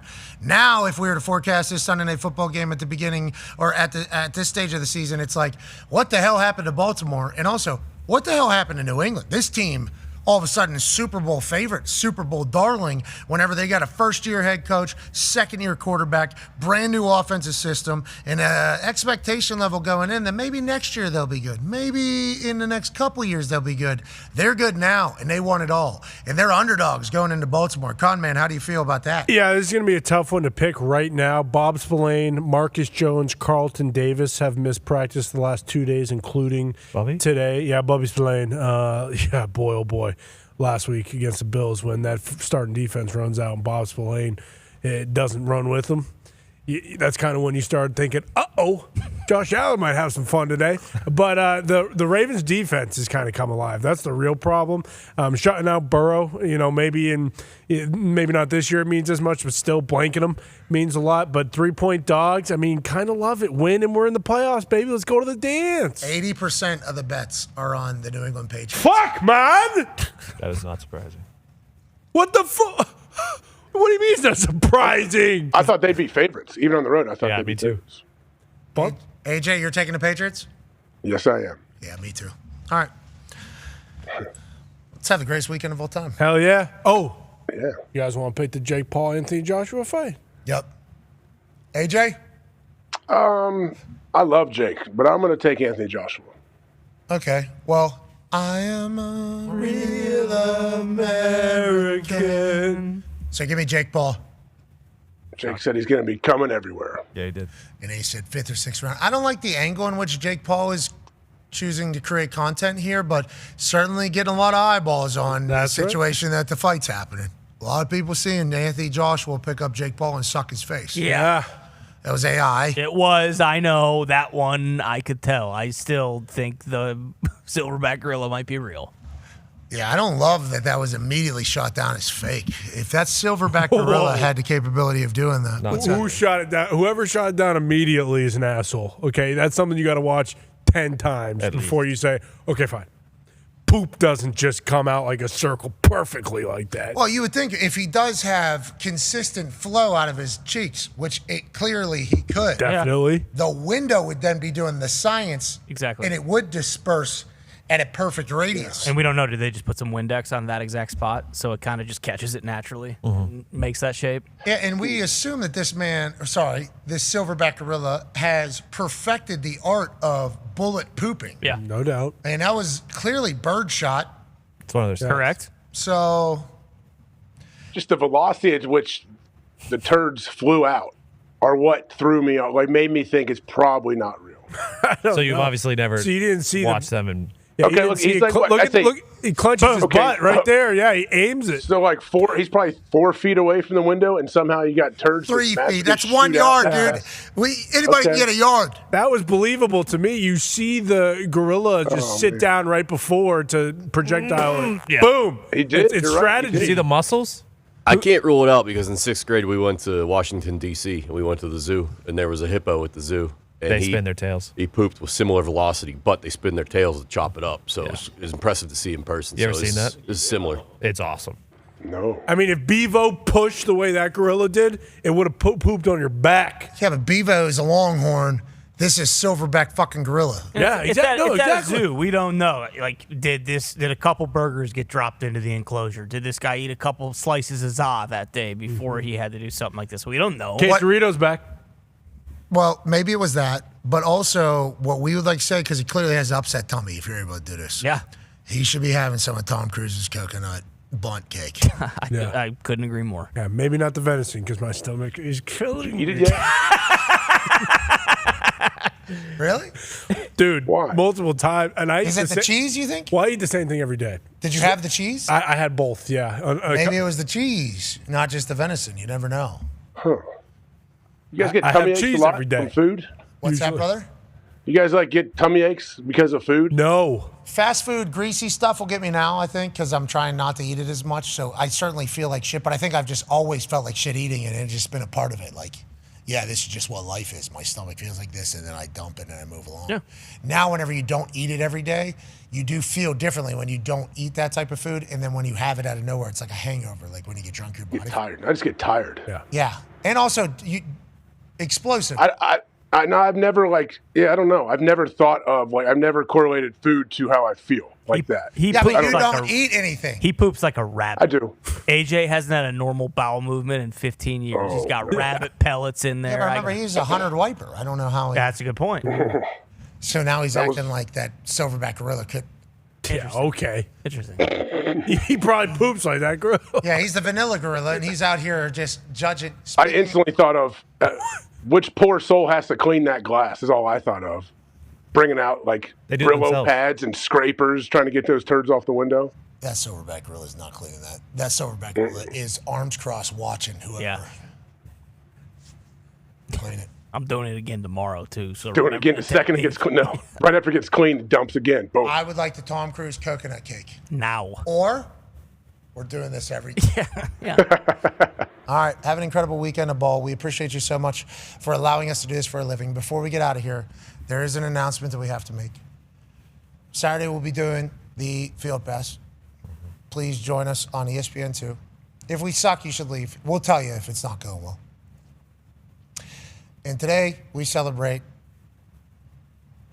one of the most talented human beings that sits in front of a microphone on a daily basis in the entire world, maybe the history of the damn world. He was smart enough to be an Ivy Leaguer, got accepted to Harvard, said, nah, I want to be a Big Ten angler at Iowa. Give me the booze, give me the football. I'll figure everything else out. We're so incredibly lucky that this guy blesses us every single day with his presence.